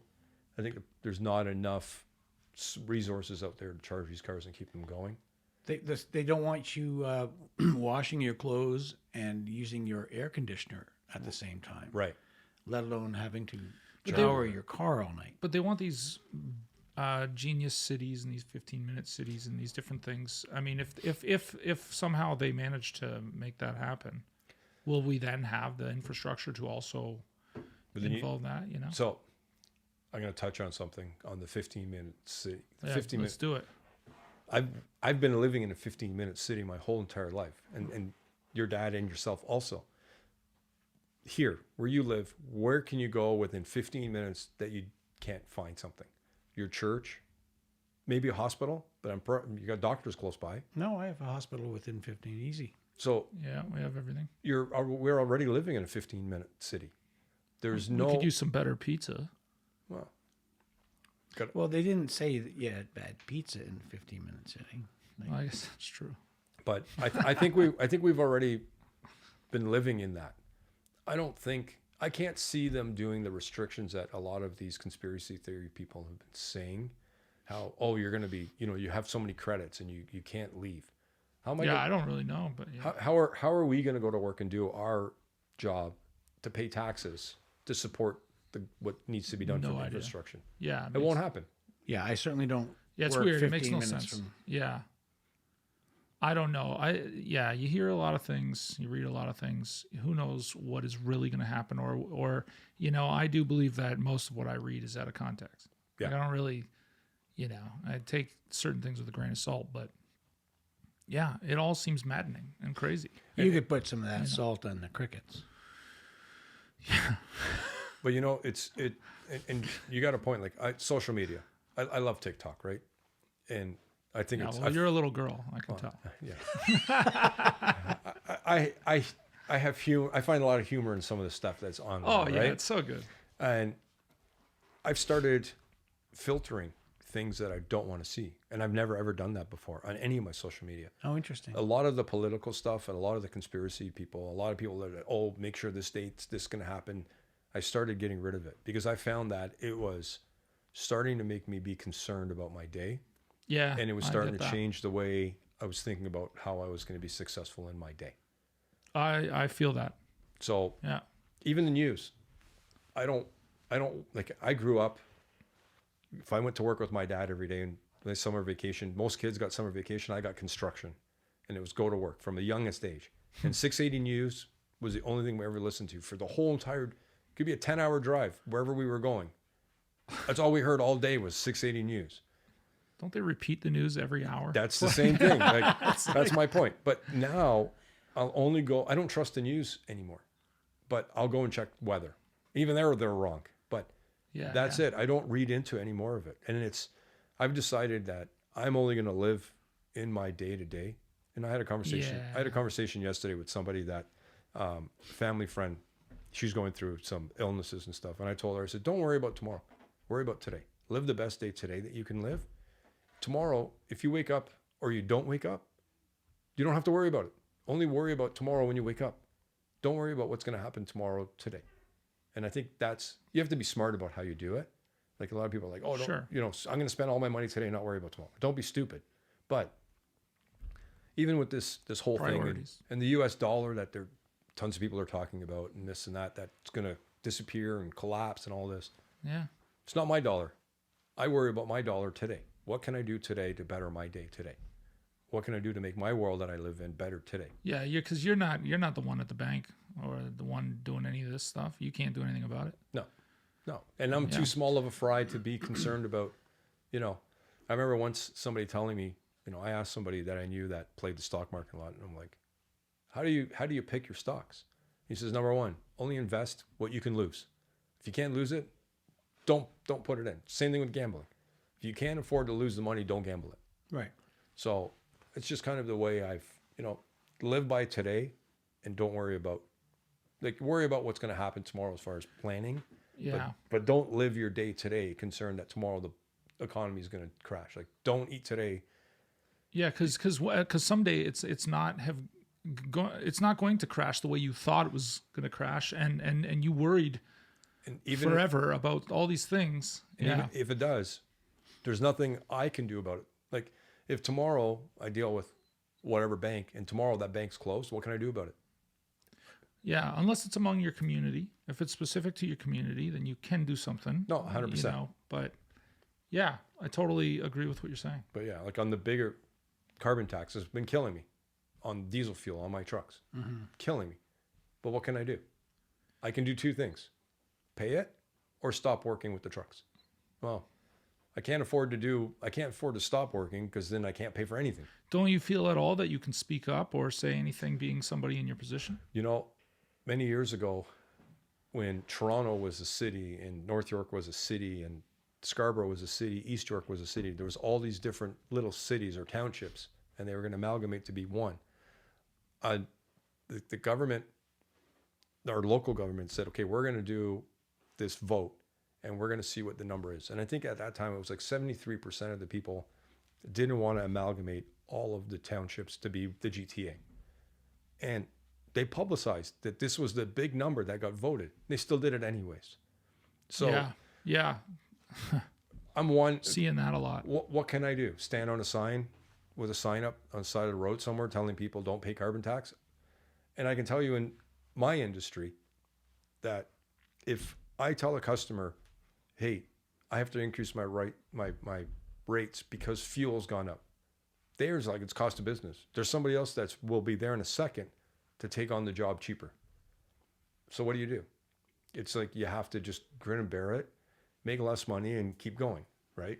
And my customers have been good. Like I've explained to them, hey, this fuel is expensive. So you're buying fuel for your car every day. I have to buy fuel for my trucks. So we have to increase. So we did a small increase. There's still some people are like, well, it's cost of doing business. Why do I have to pay for it? Well, then call somebody else to move your stuff. It's just By rights, it's their cost of doing business. right. But there's a lot of people out there that don't think that way. That's the unfortunate thing. Yeah, weird, man. Yeah. Yeah, that's odd. Joe, just before we do, tidy up the end of this thing, do you mind signing our table? 100%. No one else will sign it. No, I'll sign it. And actually, it's funny. I'll tell you a quick story about this before I saw this, because the minute I came in, I was like, this is the coolest thing ever. So when I went to Jaxwax for the first time in Columbus, they have a hidden away little bar, like from Prohibition time. Yeah. Oh, cool. And they don't let anybody up there. And there's a little barbershop in there too. It's so cool. But anybody who goes in there, one of your things is you have to sign the wall to proof that you were there. And their whole thing is, if we ever get busted, it proves that you were here and you can get busted too. Yeah, right on. So don't tell anybody about the place. But here I am telling the world about it. But yeah, I'm more than happy to sign the table for sure. Just pick something somewhere. Yeah, anywhere, nice and anywhere. clean.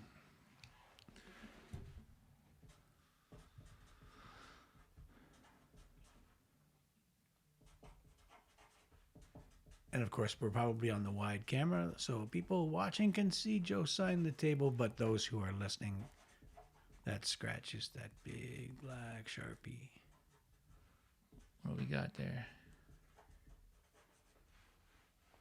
He's got pretty good penmanship. It's not bad. It's not bad. As soon as I said it, he faltered. Yeah. I said, thanks for a great podcast. My first ever. Oh, Signed by the Mega Joe. Mega Joe, wicked. Right on, man. Ladies and gentlemen, Mega Joe. Thank you very much. Thanks Yeah, for Joe, It coming. was thanks for coming great on. being here, guys. I really No, appreciate it. It was great. It's such a pleasure, man. Love to do it again. All Soon. right. I'll talk a little less next time. No, talk a little more. It's awesome. No, I Okay. love it. Cut it, D.